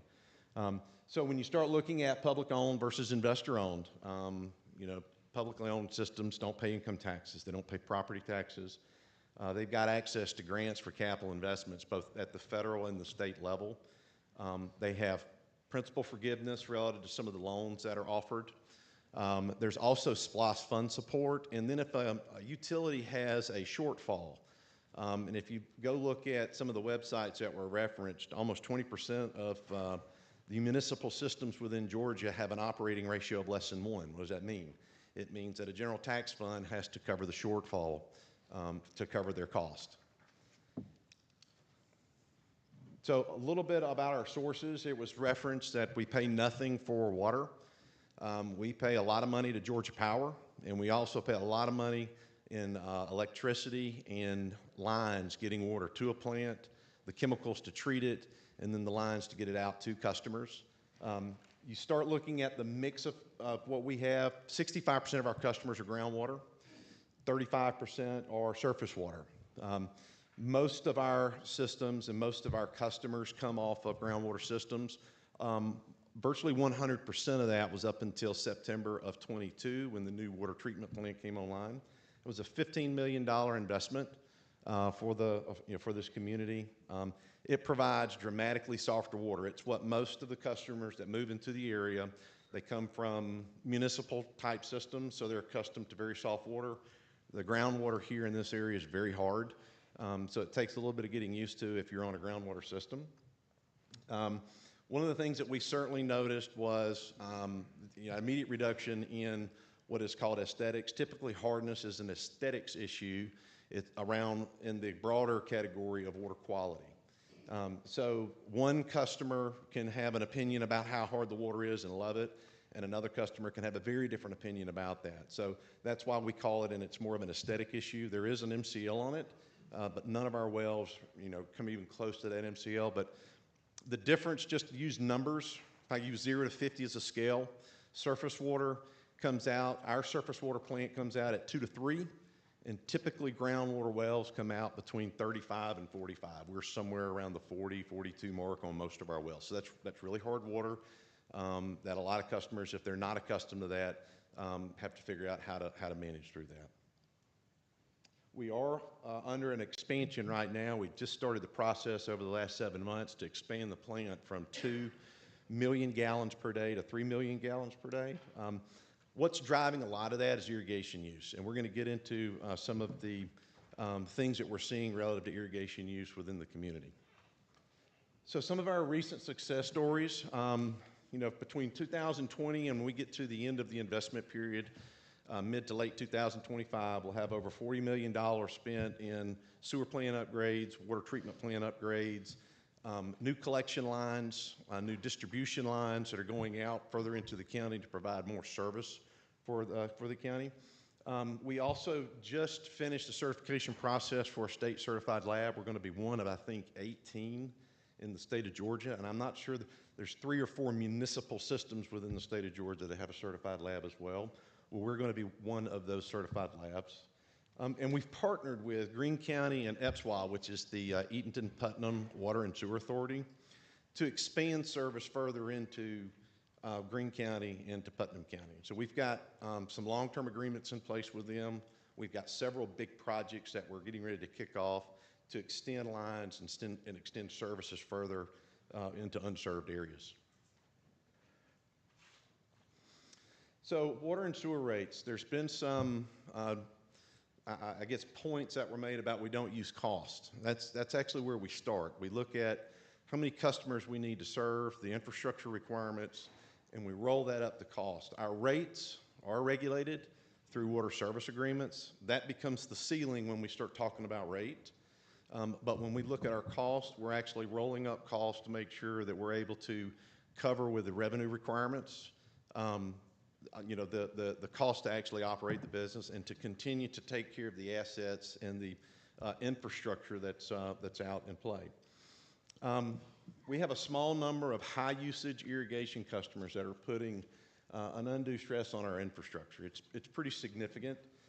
We did increase our upper tier rates. So our strategy has been to have a fair and reasonable rate for in-home use, which is 5,000 gallons, up to 5,000 gallons, and a conservation rate for everything above 5,000 gallons. And that's something that's certainly been encouraged from the Georgia EPD and from various conservation programs that are pushed out to the water utilities within the state. So the irrigation drives a lot of infrastructure into the system. Our plant will run 3 months at full speed. This past summer, we had to flip wells on just to keep up with irrigation. And at the end of this month, we'll run it at about 30%. And it'll stay there until next summer. That's a significant investment that sits there idle to prepare and wait for the spike that comes during the summertime. We are making some other investments really around giving customers more visibility on their usage so they can actually set parameters and start understanding what their usage is. At the end of the day, when someone uses 20 or 30,000 gallons of water for irrigation, which is very common for folks with irrigation meters in this area, it's good for them to know when they've actually hit certain marks. So continuing on the water and sewer rates, the family of 2 averages about 2,000 gallons. Family of 4 is about 5. As I mentioned, we really want a fair and reasonable rate for in-home use. When you start talking with customers and they're referencing a $700, an $800, an $1,100, a $2,800 water bill, that is significant usage. That's not a small amount of usage. The number that was referenced in one of the prior with Mr. Hartman, that was 117,000 gallons. It's a lot of water. We've got customers that used, one in particular, 170,000 gallons. I had no idea how you put 170,000 gallons onto a yard, but it happens. It's not uncommon to see 20, 30, 40 50,000 gallons of water a month through the summer months getting used for irrigation. So bait race comparisons. We do compare ourselves to other utilities. Part of our water service agreements that we have in place is actually looking with Reynolds as a 75-mile radius.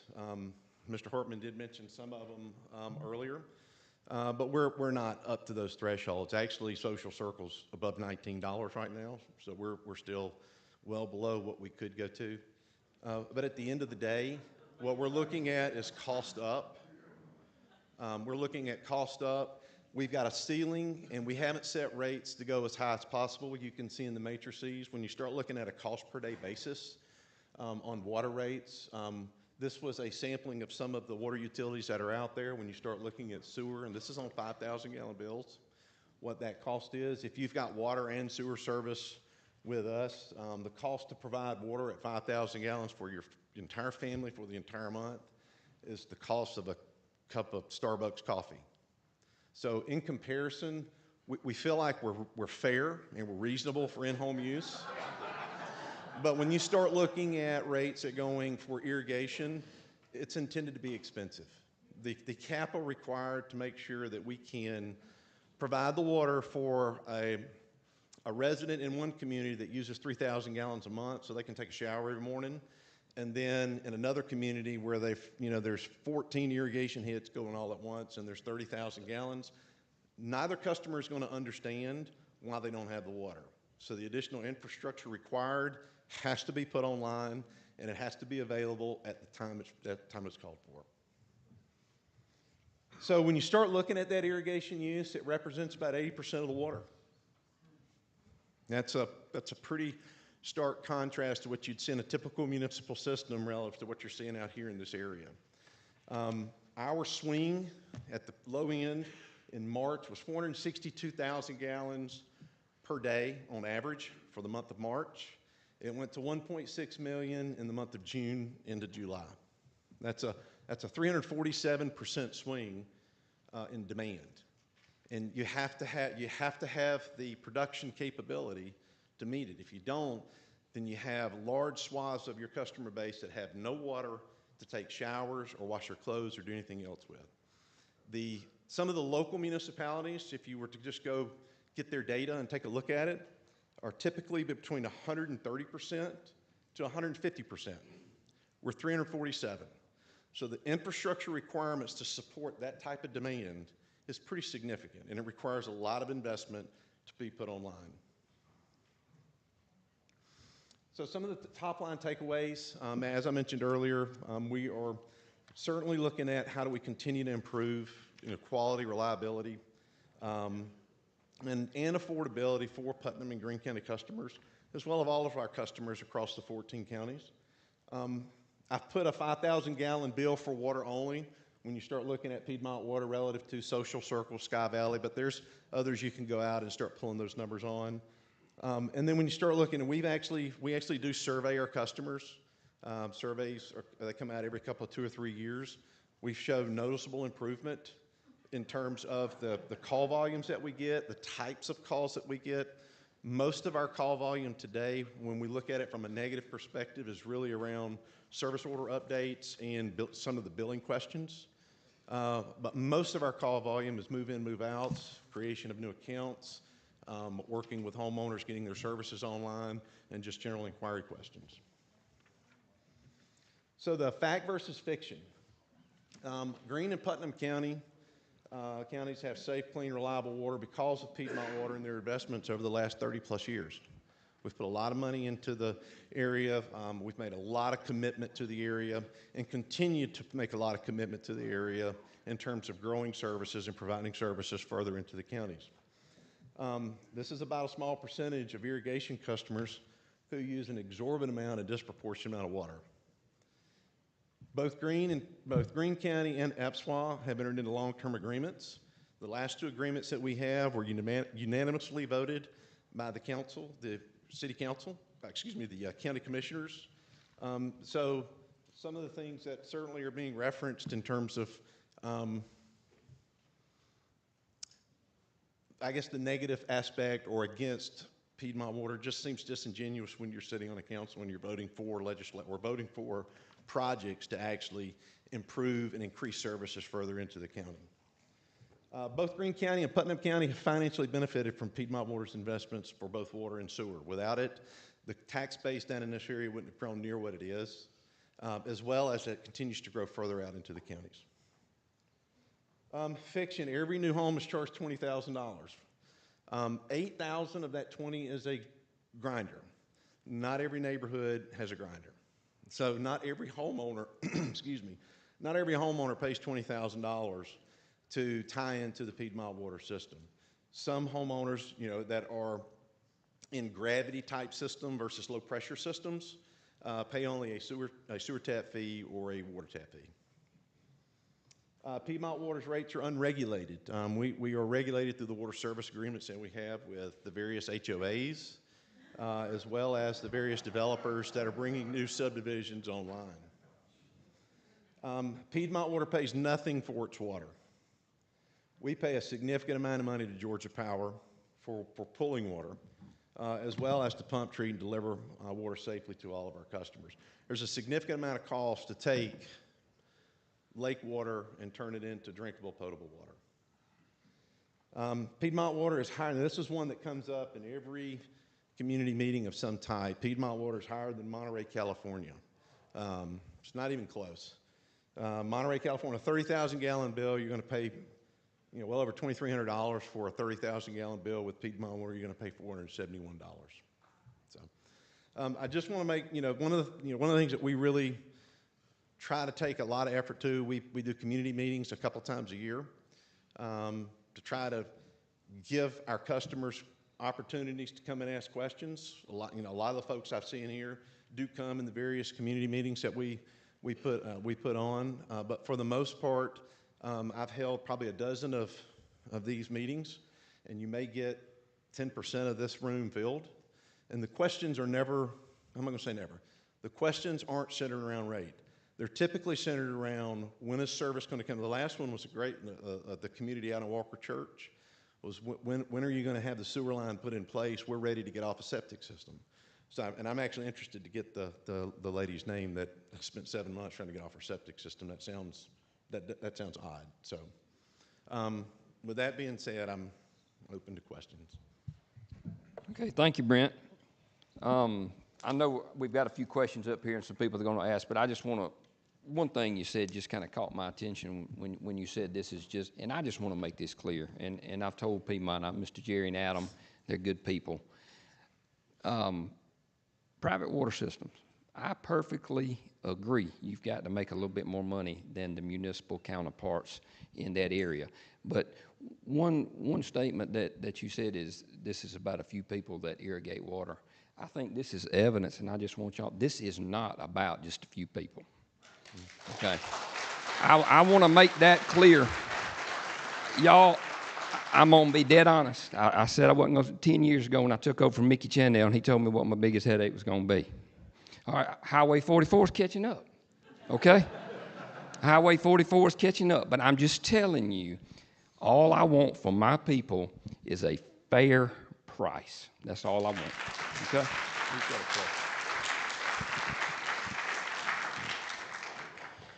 I'm just curious, and since you're the only private provider that's here today, other than the concept of increased regulation, so just take that off the table, what would Piedmont Water see as the disadvantage of having all the Georgia water systems, all of them, public and private, coming under the PSC? So the cost to go through a rate case study and to submit into a public service commission is pretty significant.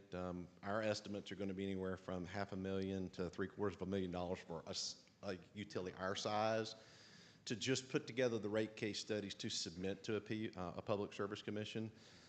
Not to mention the cost that it would take to actually go through every single rate case study that would get submitted.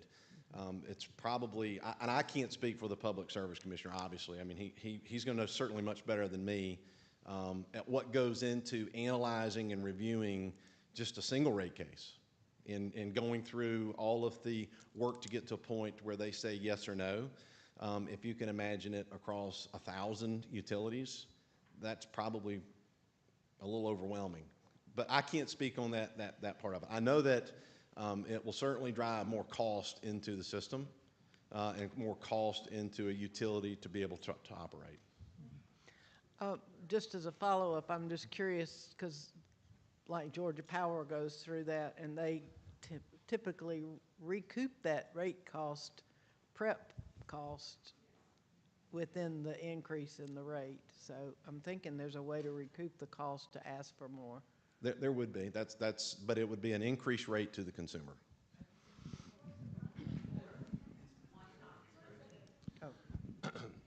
Thank you for your presentation today. Just getting back, we talked a lot about dollars here, and that's what most people sitting here are concerned about. But can you share with me what your gross revenues are, total annual billings?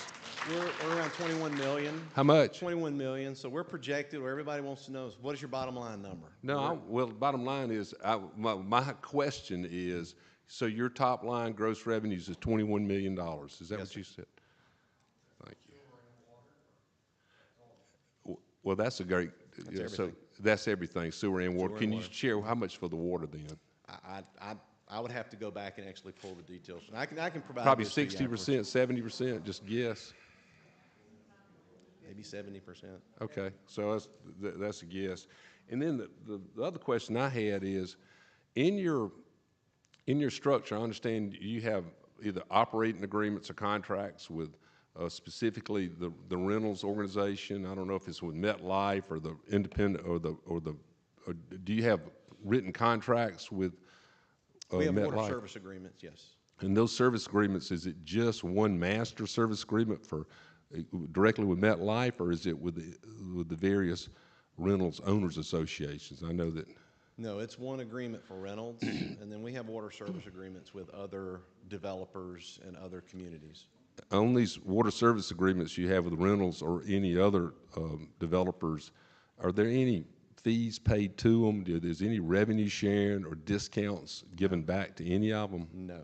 So everybody pays basically the same rate. There's no revenue shared back and forth. There's no discount for rentals when they're irrigating their green features. And they get the same price that every other customer would get. Well, would you have any objection to, because we've talked a lot about the volatility in the use of water for irrigation in particular.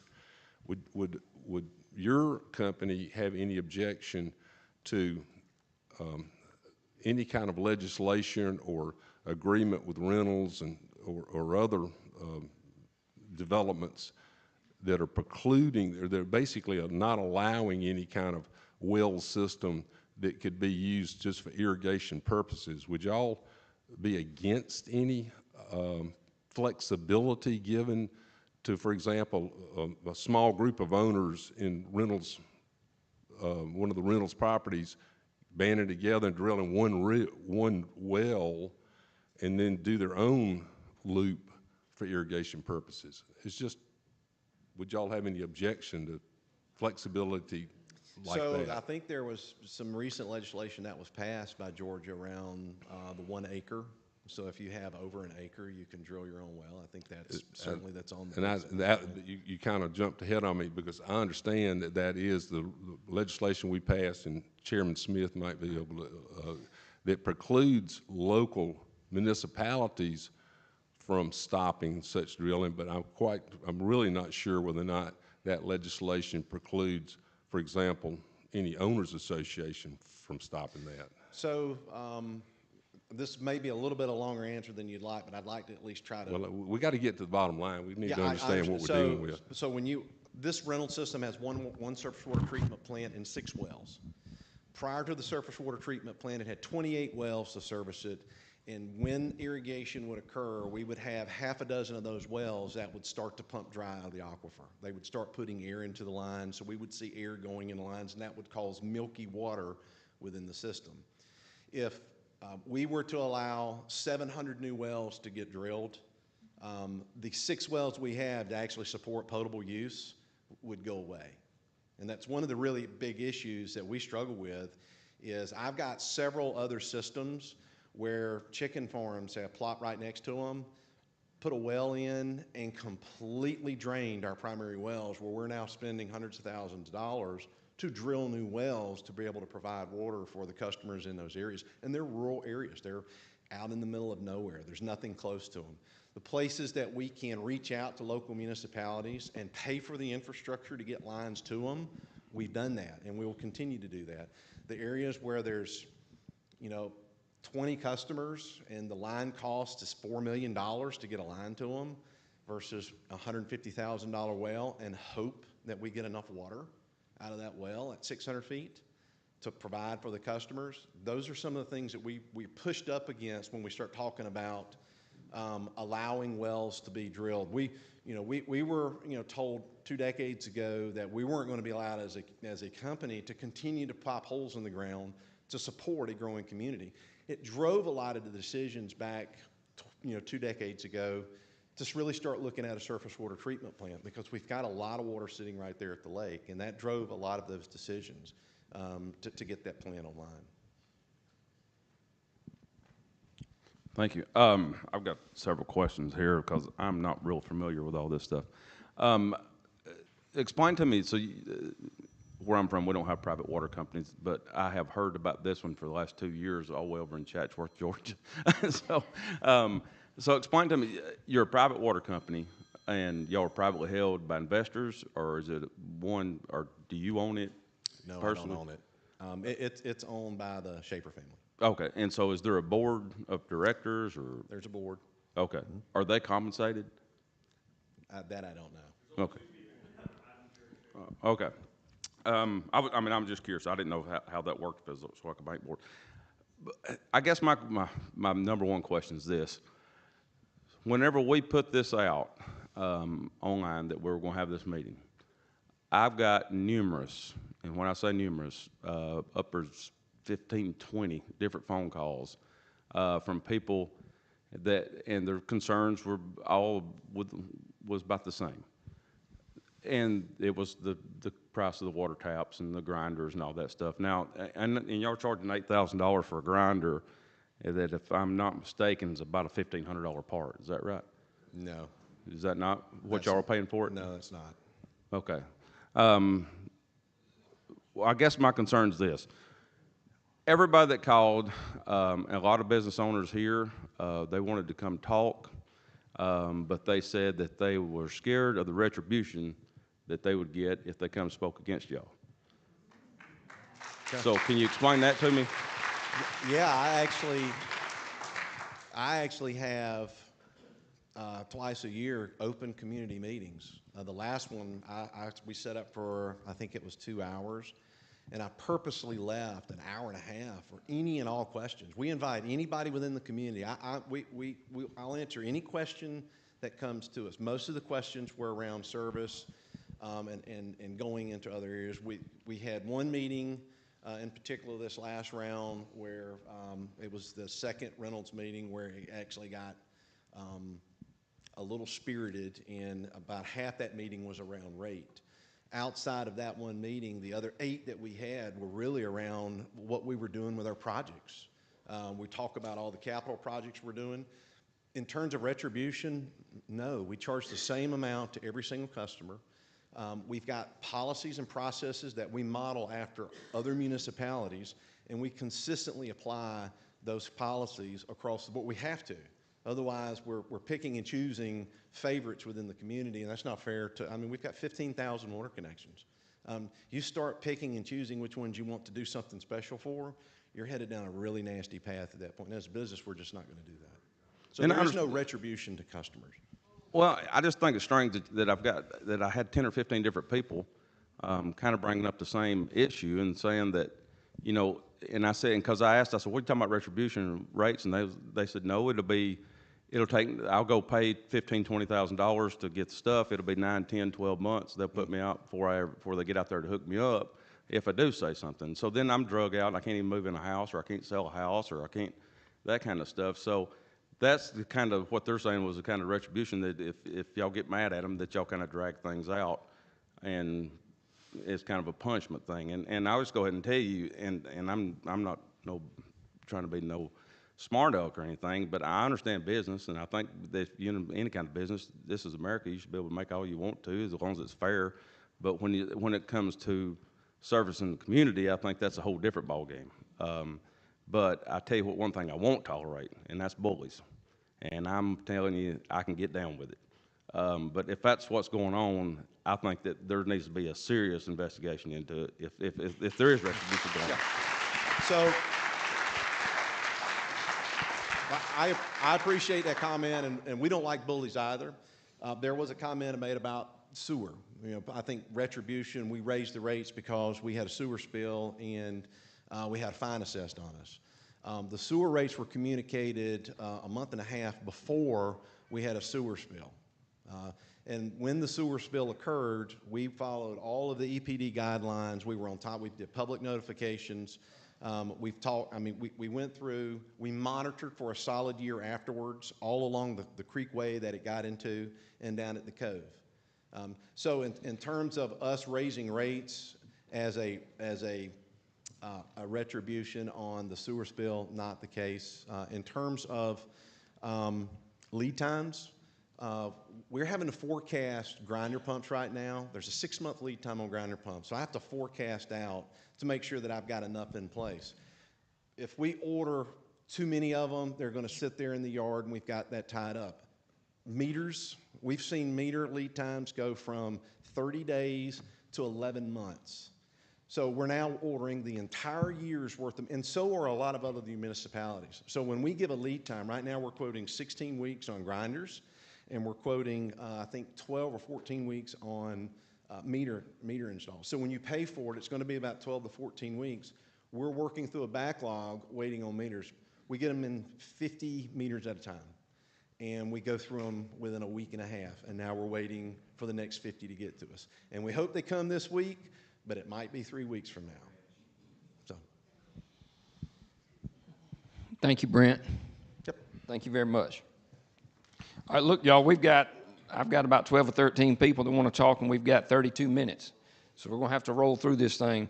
Right now, I know I'd blocked off 30 minutes for 3 guys from Piedmont, and I'm going to come back. I know Mr. Mark Smith had come from Savannah, but Mark, I want to let Jacob Freed go and make sure he gets in, and then I'm going to come back to you, Mr. Smith, okay?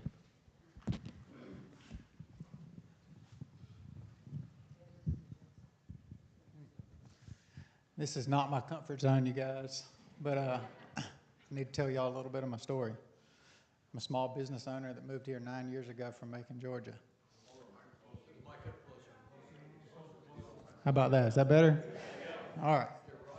So we moved up here 9 years ago from Macon, and if you look up the Macon Water Authority, they have won awards year over year over year for some of the best water in America. I think they've made the top 10 list multiple times. We probably took that a little bit for granted living there because it was just what flowed out of the faucet, and the water bill was very palatable.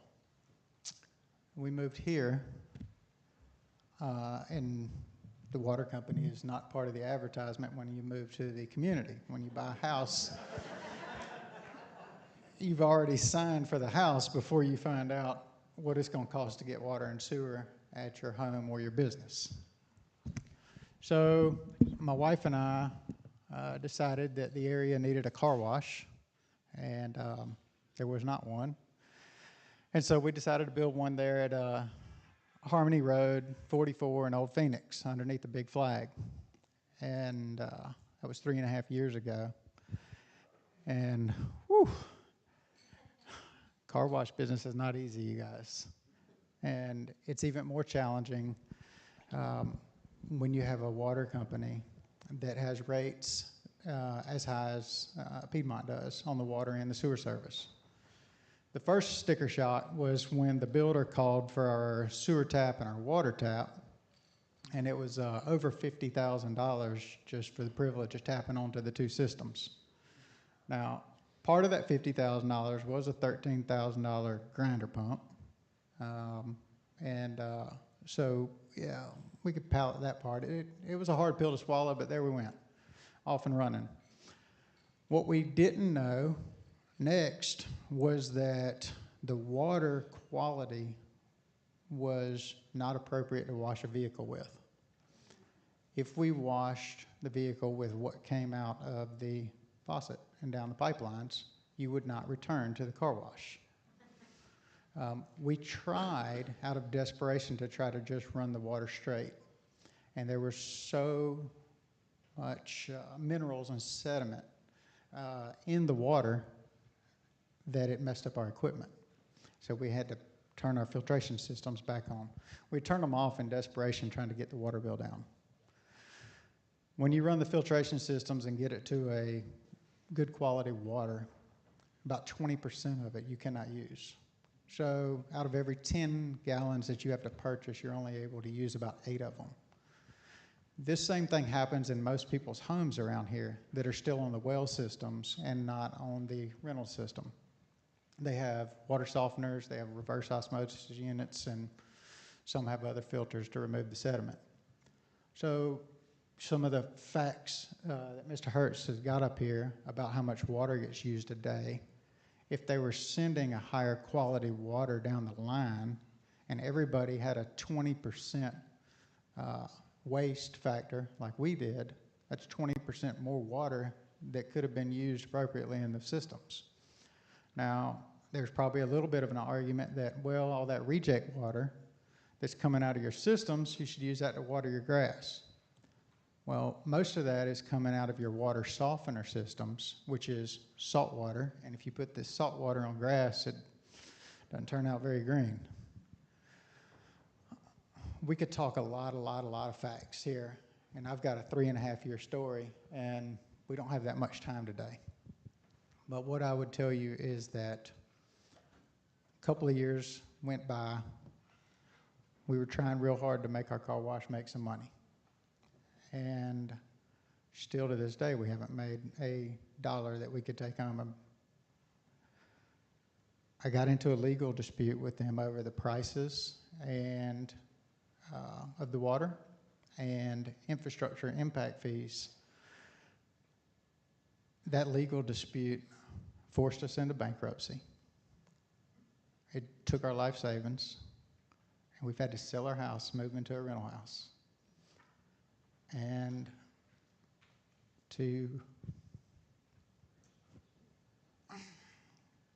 take your wife out of her dream home that you told her was going to be her forever home is one of the hardest things a man's ever got to do. When that was the one promise you made her. Well, about her house anyways. We're still in bankruptcy. We're going to continue to try to fight to save our business, and one day look back and the storm, hopefully it'll pass, and we'll be able to say, wow, look what we survived. You know, we never lost our faith. We kept our heads down. You know, we believed that as long as we didn't quit, we wouldn't be the first one to lose. I've had conversations with Mr. Hurst, and he's absolutely right about what he just said. There's no deals for specific situations or customers.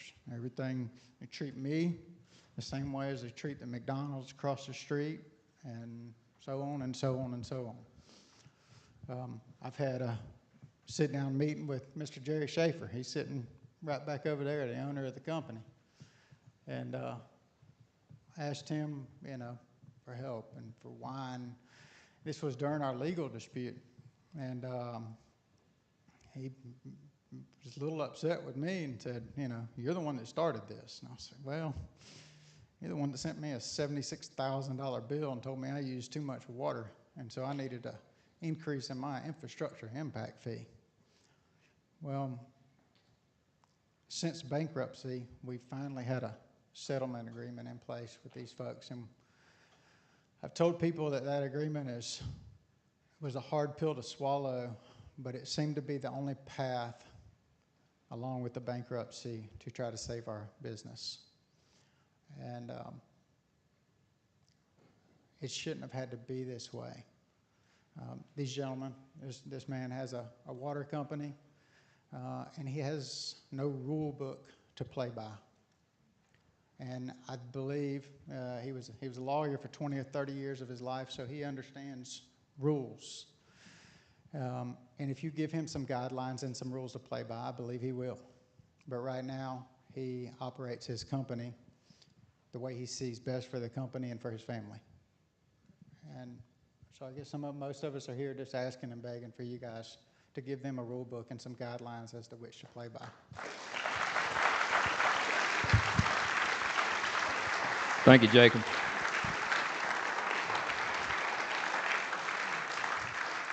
Thank you. Mr. Mark Smith, he came up from Savannah, so I'm going to make sure he gets a few minutes. Can you do 5 minutes or less?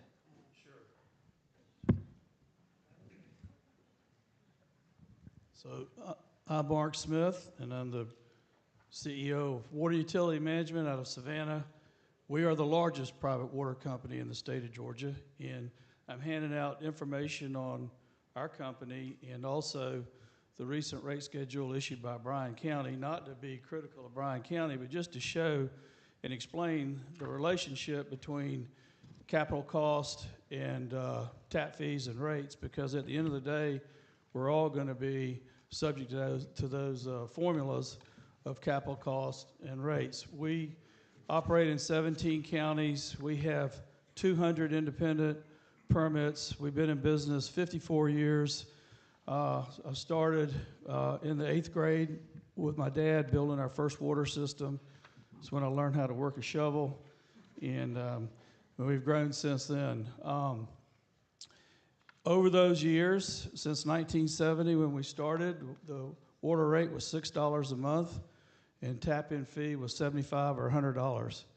And so we've seen a gradual increase as we've seen inflation and rates increase over the decades.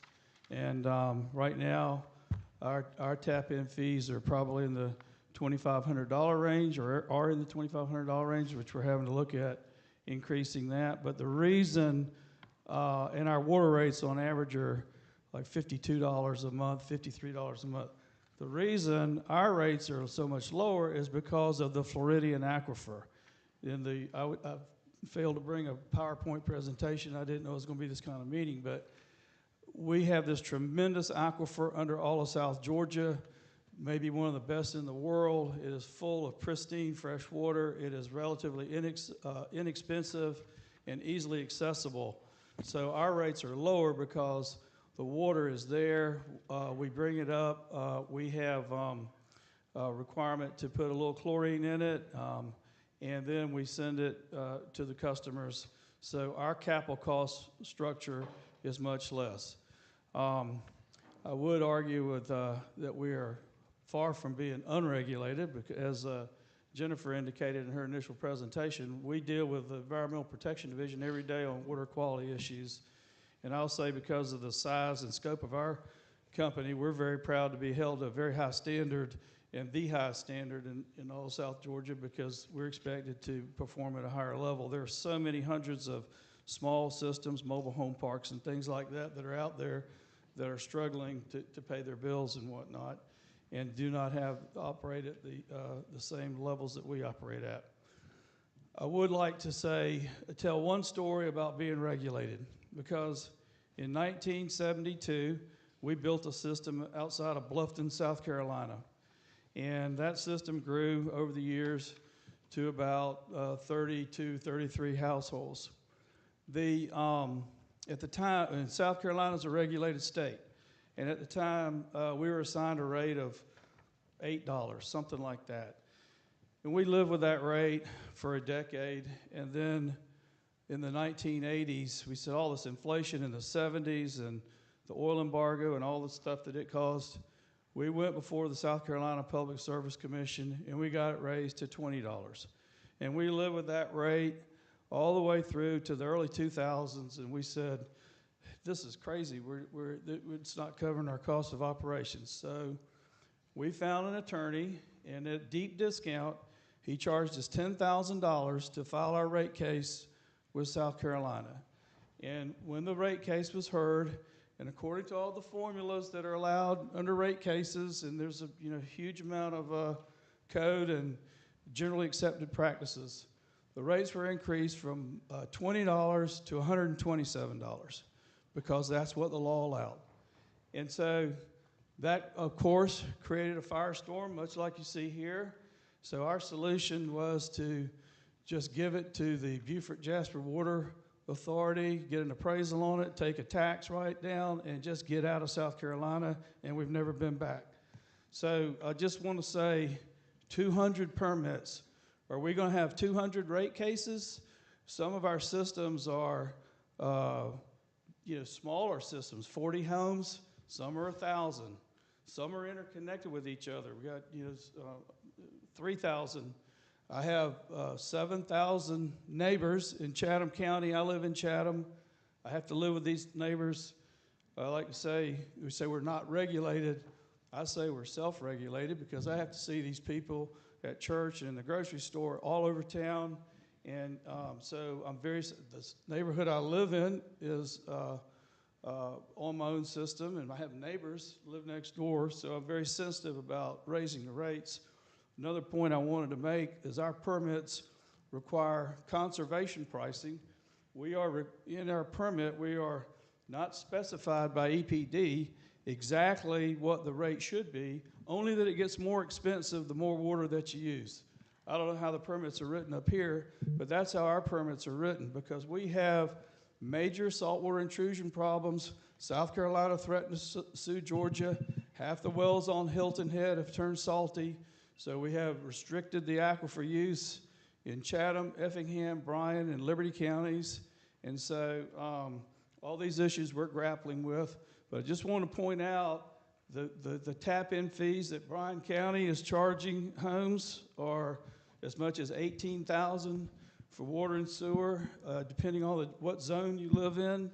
And they've just received $250 million in loans and grants from the state of Georgia, GFA loans, 0% loans, as well as grants and just ARPA money just handed to them. Now they're wrestling with the Hyundai plant, but you've got this major industrial development taking place in Bryan County, and then the county is building out infrastructure and charging as much as $18,000 for water and sewer taps, not to mention other impact fees. So I've covered a lot of territory. I may have gone over 5 minutes, but I'll be happy to answer any questions. Yeah, just real quick, you was talking about on the GFA loans? Right. What do you mean there's 0%? Because my water company, they told us 8%. I was at the Bryan County Commission meeting 22 months ago where they accepted a GFA loan for $37 million at 0% interest with a 40-year amortization, all related to the Hyundai plant. Okay. Anybody else have any questions? Thank you, Mr. Smith. I'm sorry, we're just trying to get through and get as many of these people as we can. Y'all, we've got 12 more. Richard Osborne.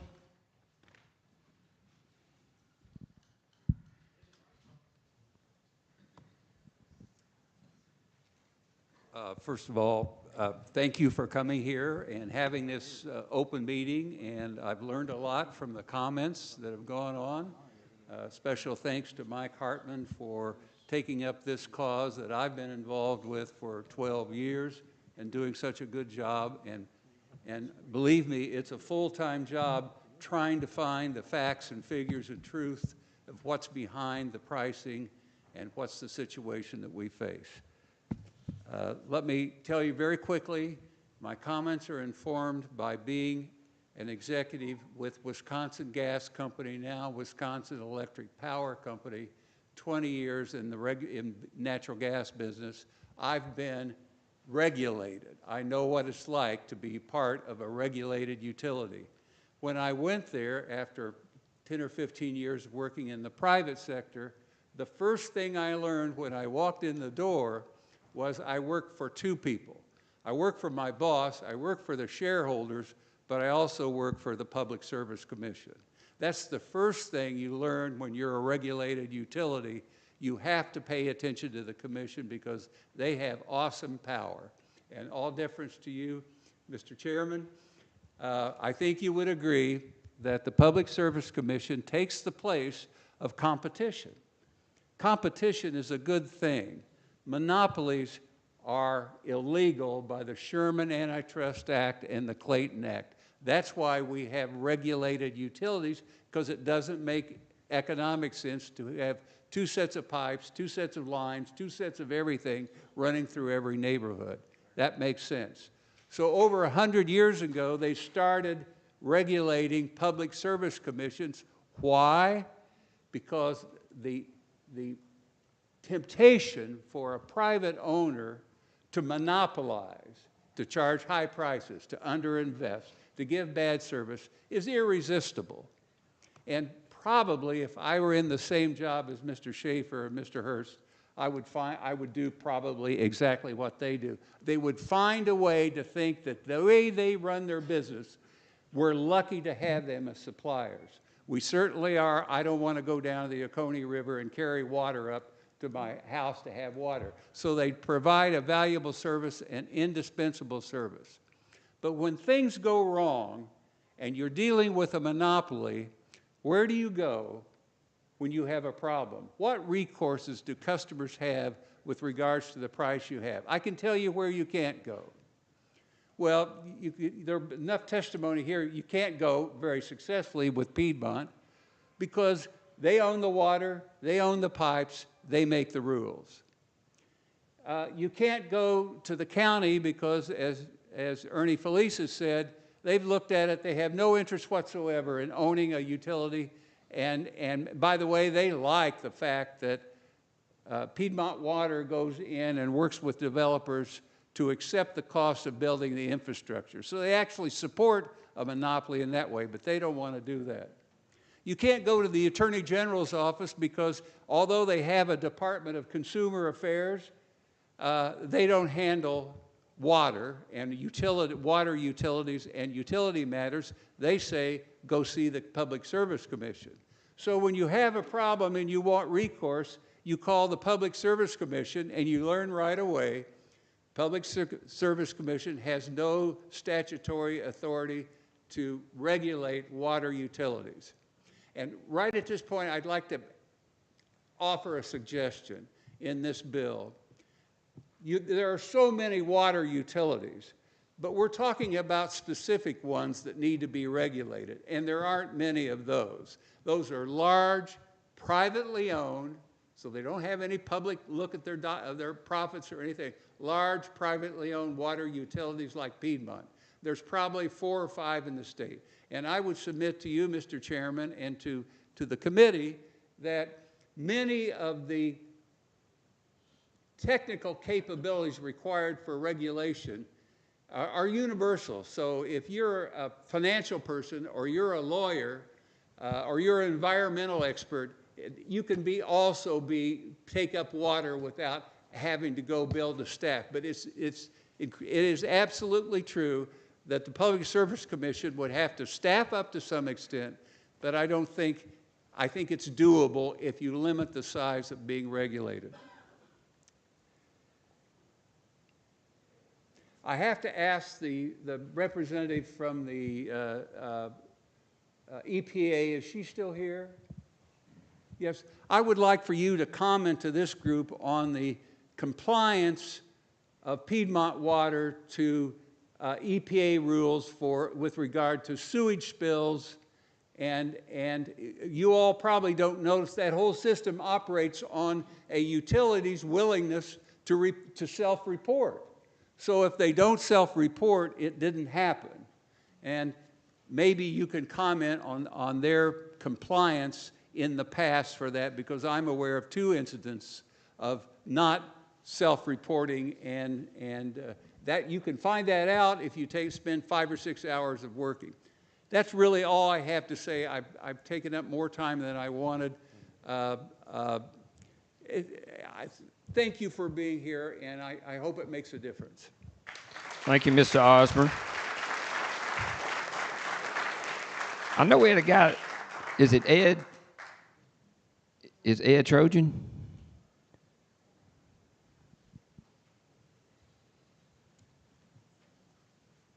Good afternoon. I want to go back to the first speaker. I understand we have time constraints. I'm going to try to keep it objective and Cliff Note version. We live in Del Webb. From June 18th through August 10th, we were out of state in our house in Wisconsin. While we're in Wisconsin, we got an email from Piedmont for excessive water usage, over 36,000 gallons of water with nobody in the house. I figure this is a simple fix. I call customer service. Customer service, they don't listen to anything. You must have had a leaky toilet. Okay, 36,000 gallons of water. Okay, we emailed, we documented. They gave us our historical usage. Over 4 years, we never used more than 7,000 in a month. So it went up the line. Unlike the first lady, I had the pleasure of a call from Mr. Hurst over there. We had a conversation. He insisted we had a leak. I'm like, you know what, that's very interesting. As we speak, we have a plumber at the house checking it out, as they suggested. Well, guess what? There was no leak. There was no sign of a leak. There was nothing. Mr. Hurst says, well, put in your claim. They have a loss prevention that everybody pays $2 for. We put in the claim, but there is no leak. They can't have it both ways. You can't tell me I had a leak for 36,000 gallons, which is a year's worth of water, in one reading, one monthly reading. Again, my conversation with Mr. Hurst. Have you ever heard of a leak fixing itself? Well, no. I said, let alone a 36,000 gallon leak? He goes, well, no. I says, well, guess what? When we got back into town on August 10th, the readings for the next 3 days were 215 gallons of water. So our 36,000 epidemic leak fixed itself. Impossible. It didn't happen.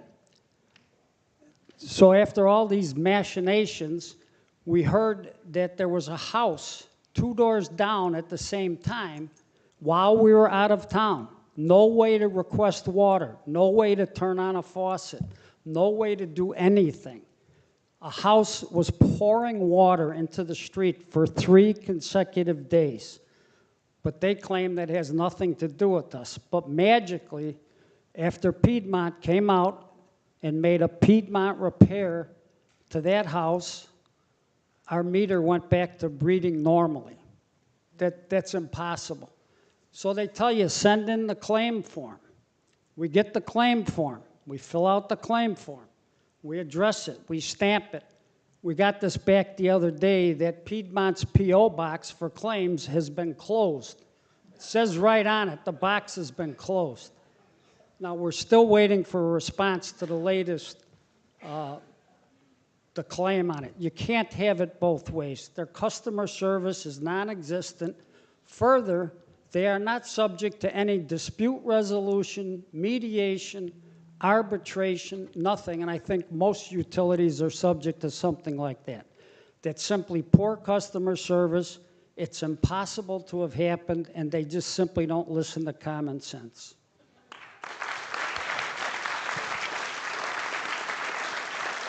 Thank you.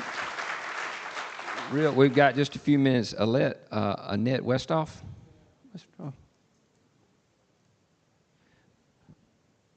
Please, ma'am, be quick if you can. Promise. First, let me say I am a huge supporter. I believe water should be a collaboration. And unfortunately, when we deal with the government, I have almost 50 years of experience in dealing with the government, both private and inside the government, mostly federal. However, I've done some municipal work, and water is one of those things that when we're dealing with the municipality sometimes is an issue. In this particular case, living here, we got a lot of lessons really quick. One of those was the cost to hook up, as everybody has said. Let me also say that I agree with our friend from Pennsylvania. Okay, I believe that water companies should be regulated, private water companies should be regulated for all the reasons that everybody has said here.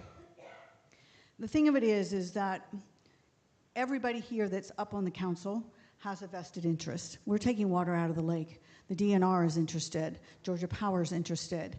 The customers are interested. Everybody has a vested interest in what happens with the water utility here. And it's because of that, you'll see the passion in the room.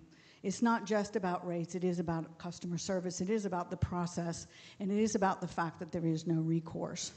There is no competitive analysis here. So there's no way for the customers to see any data or any competitive analysis across the board between not just what's within your local, but what's within your entire state or what's going on in the state next to you. It's hard to see. And so you can't look at anything and come to a conclusion that leads you anywhere, which is part of the frustration of that. When I moved here from the metro area, so I had water both in my business in one county and my personal residence in another county, both Clayton and Henry counties. I will tell you the rates there are way, way more palatable than they are here. They are both run by the municipalities, which I've been real fortunate with that. However, in Clayton County, I had a septic tank, and so my water bill was never more than $25 ever. In the whole time that I lived there, I lived at Lake Spivey. So I'm saying that all these things are valid, and my experience here has been with Piedmont Water. It's been 50-50. I don't have any particular issues. The first issue I had with Piedmont Water was simple. We have a lift station at the end of the road. The smell was so bad a year or so back that you couldn't go out in your yard. The headache started right away. It was just that bad. So when I called Piedmont Water and I said, we have a problem, and I was told by their customer service there was no lift station close to us. Well, it's right at the end of the street. I mean, you'll walk by it. Of course it's there. But I would get a call back, and I never did. Never got a call back, even though I followed up a couple of times. The second case, actually we had success. My concern was I have a grinder pump. The grinder pump is only about 4 years old, and it failed. Given the price of the grinder pump, you're at 4 years, you're like, what? Why does it only last for 4 years? It's pretty expensive here. So right away, Piedmont Water showed up, fixed it, put in a temporary pump, ordered another pump, and we were ready to go. So in that case, I got excellent service. I will tell you, I will speak in the benefit of a private water company in one way is this, is that it's pretty simple. They don't have access to capital. So the way that municipalities do. Municipalities have access to GFA loans. In case of agriculture areas, USDA loans. They had ARPA money. They had all kinds of ways to fund improvements in water systems or help them tap down their rates if they need to. And private water companies do not. I'm all in support, if we're going to regulate them, to allow them to have access to the same capital that our municipalities have access to. I think it's competitive, and I really think it's in our best interest. So recently, here in this county, I will tell you this, we, as the taxpayers, just gave $2 million to help Piedmont Water extend their lines, along with Reynolds, who gave another 4, and the other developers. So we have this big water project coming up, okay, fine. However, the problem is, I went to the county and said to them, well, okay, do we have any financial statements from Piedmont Water? And the answer is no, we didn't ask for them. I said, why not? We have public money going to a private entity, and you have no visibility of their financials. How do you know that they are financially sufficient? How do you know that you're ever going to get your money back? There's no answer to that. My point is this, it's really simple, is that I agree it should be regulated. I agree there's a lot of really good ideas out there to change the way we do water here in the state, and I'd like to see if they're regulated, some of those things come to fruition. Thank you very much. Thank you. Thank you. It's 12 o'clock. I'm going to go a few more minutes for whoever wants to. I know we've got a rate guy that flew in from Austin, Texas. Is it Chuck? Please, sir.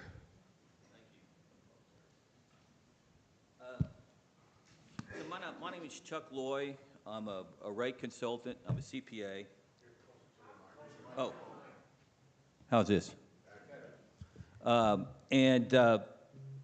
My clients include investor-owned utilities, municipalities, publicly owned utilities, and ratepayer groups. And I've participated in over 100 rate cases in 22 different jurisdictions across the country. In fact, I've also helped ratepayer groups here in Georgia with the landings and Big Canoe. So I'm somewhat familiar with what goes on in Georgia. The key way a regulated utility makes money is on their investment. That's where their income comes from. A rate of return applied to their investment.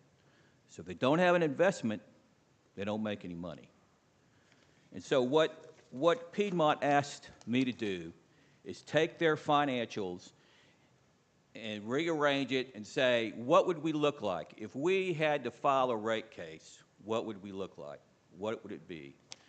And so I took the 24 data, and we took the 25 projections of all the infrastructure that they have to put in over the next 12 months. And at the end of 25, they could easily justify an 11% increase at a commission. It's all infrastructure driven. So that's the basically what the conclusion was. So I haven't really seen a state regulate an industry like all of a sudden decide to do regulate water, but I have been part of deregulation of electricity, and I was, yes, in Texas. I think Rob was talking about how they moved the rate regulation from the TCEQ over to the PUC. And these things take a long time. It took a couple of years, easy, just to move the same people over to a new organization. They had to develop new rules and regulations. So I guess what I would say to this, and I'm not going to badmouth regulation, because that's how I'm making my living, But what I can say, and people need to understand, that if you go under a regulated model, it's going to cost, your rates are going to get higher, because all these utilities that have been unregulated will have to get their books and accounting in order to go and get regulated and get the rate of return that they need. So that would be good. Well, their books are in order now, but see, the way they regulate, the way in a regular, so it's depreciation and taxes and all this kind of thing, because a lot of people will, a smaller guy is going to run his business based on tax, if he's not regulated. So, there's going to be costs. Now, but I would say that from just looking at, with my experience with the POAs and the landing and Big Canoe, there were agreements, formulary agreements, that did allow the customers and the company to interact and come up with a solution. So I would encourage you, before you go down the road of incurring, which will be a lot of cost, and y'all understand that, look at how you might improve on what you already have. Because from my perspective, just those cases, I thought it was working pretty well. So, it's my professional opinion. I've been doing this for 35 years, so that's all I want to say. Okay, thank you very much. All right. Okay, look, I want everybody that signed up a chance to say something. I've got 1, 2, 3, 4, 5, 6, 7 people can. Who wants to speak? I'll give them 30 seconds to a minute. Yes, ma'am. Come on up. And what's your name, ma'am? Pam. Okay. Oh, Ann. I'm on the list, I think. Okay, so I wrote a letter email to Mr. Rhodes a while back. My husband and I moved here from California, and we moved into our home in 2021. We moved here for a better and a less expensive life in our retirement years. We've worked really hard our whole life, raised our children, saved our money, did all the right things. Never in our wildest dreams would we have imagined that the cost of water in Greensboro, Georgia would be higher than in Southern California. Not in a million years. Not to mention the lack of quality and service. I can understand paying a higher rate, a Ritz-Carlton rate, but you got to get the service and the quality of a higher rate, and we're not getting that. So there needs to be some customer service training at Piedmont Water. That's essential. Regulating our local water. I understand private companies have to make a profit, but have a heart. We're mostly retired. We're all living off, a fixed income. So we have to survive in this community together. The cost to both heavy and light volume users is outrageous for both the water, the sewer, and the irrigation. It's anywhere from 2.5 to 3 times the state average, which is crazy. Constant price increases. The price of Piedmont Water Services has increased anywhere from 30 to 50% over the last 18 months. I mean, the cost of groceries is going up. The cost of everything is going up. Piedmont Water is a monopoly. Coming from California, I understand overregulation. Nobody wants overregulation, but people want to be treated fairly for the cost of an essential service. Water and sewer service are both a life necessity, but Piedmont Water is a monopoly and needs to be regulated just like other necessary utilities. Without regulation, prices and provider profits are completely unrestrained from a competitive market. Quality of service. EPA or EPD is responsible to ensure our water is safe. However, there are no regulations currently in place regarding how billing disputes, collections, leaks, services are handled, and these absolutely need to be part of the bill. Perhaps we should consider building reservoirs to capture rainwater.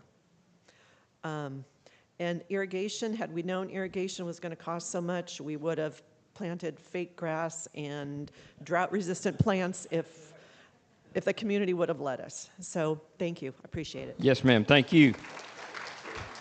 Okay, what I want to do is get the rest of y'all up here, and we'll take Mark Schultz, Susan Dufford, Thomas Smith, Joseph D. Agostino, Katie Harpies, and Steve Broadbent. If y'all would just come get ready to go, we'll give each other. Steve Broadbent left.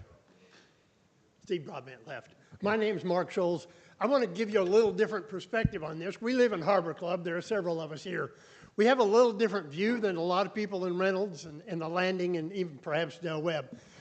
We have a separate agreement, as I understand it, with Piedmont Water. And when they were talking about doing a development next to Harbor Club, we were very concerned. We have, as I understand it, one water tower that services our water. We've never, to my knowledge, had somebody from Piedmont come into Harbor Club and explain to us what our rate structure is for Harbor Club. And I was at CIC and asked about that rate structure and was basically told, you have a separate agreement, that's your answer. So I would like to see the Public Service Commission control this because I want more visibility of what the rules are that we're playing by here.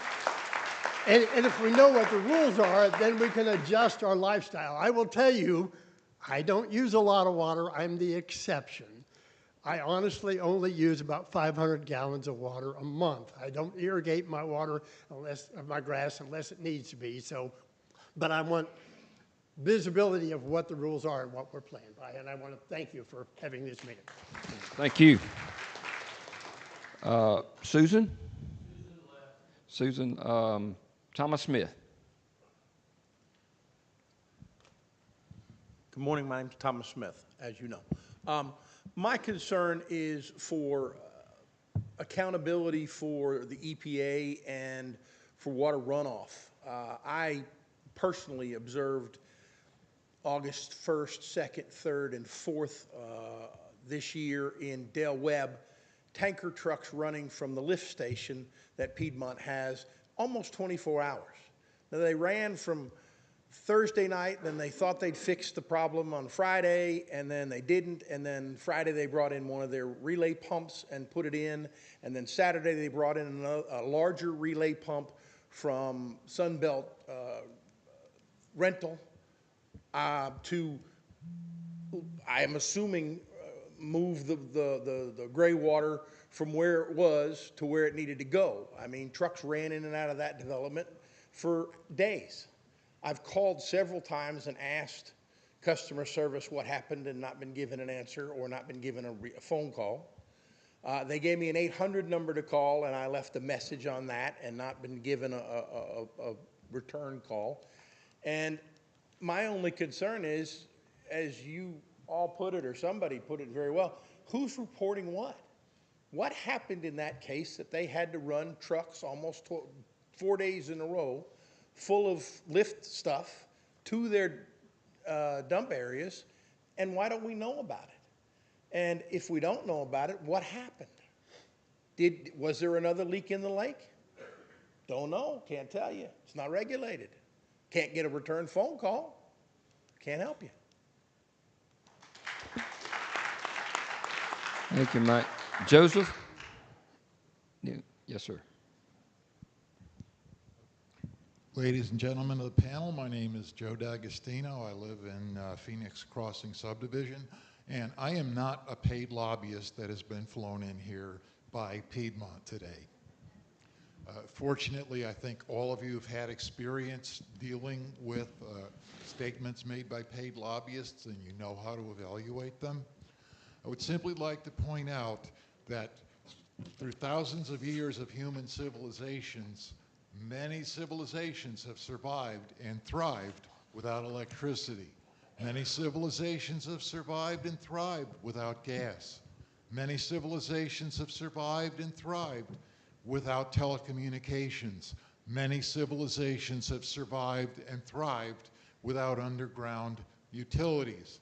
Not a single civilization has ever survived without water, and yet of all these, water is the only one the state of Georgia does not regulate, and that's just backwards. Thank you.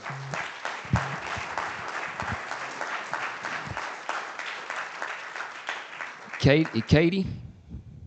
Is Katie still here? And he said Steve Broadbent left.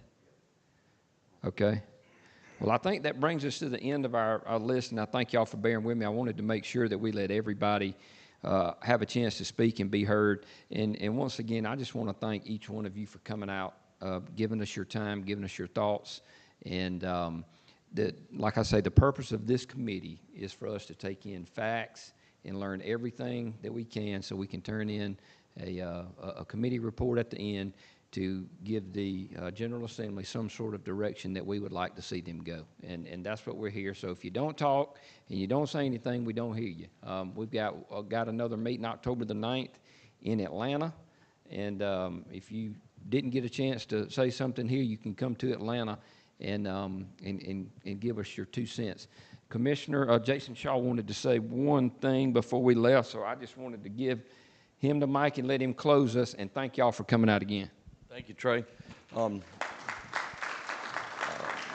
Thank you, Mr. Chairman and the committee. I appreciate the opportunity to be a part. I just want to sum it up by just saying that obviously we really care deeply about your concerns. As a PSC, that's what we do. I'll just be honest with you, my staff is very experienced in these kind of things in the regulated rate model environment. I even have staff that go around the country and teach rate schools for other commissions. But what I think Mr. Smith said earlier about what happened to his company in South Carolina, I just want to be real frank and tell you that just because if you go to a regulated model, that does not mean everybody's rates are going to go down, because a lot of rates are going to go up. A regulated model is where you determine what is fair, what is reasonable, and what is prudent in terms of investments. And that's also where you guarantee a private company a rate of return that is fair. And in some cases, when you take depreciation and taxes and everything and investments, that guaranteed rate of return that is a fair rate of return can cause rates to go up. And so I just want to be clear about that. The regulated model is not always the cheapest solution. So thank y'all for your time again, Mr. Chairman. I look forward to the next meeting. Thank you, buddy. We are adjourned. Thank y'all.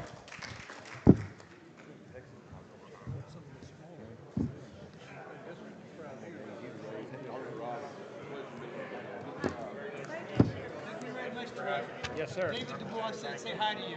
They're good. Thank you for coming. I have him for dinner tonight. Thank you for coming. You need me back down on the 9th. All right, we may do. We may have to work that. Thank you, Mike. Yeah, just come go eat with us.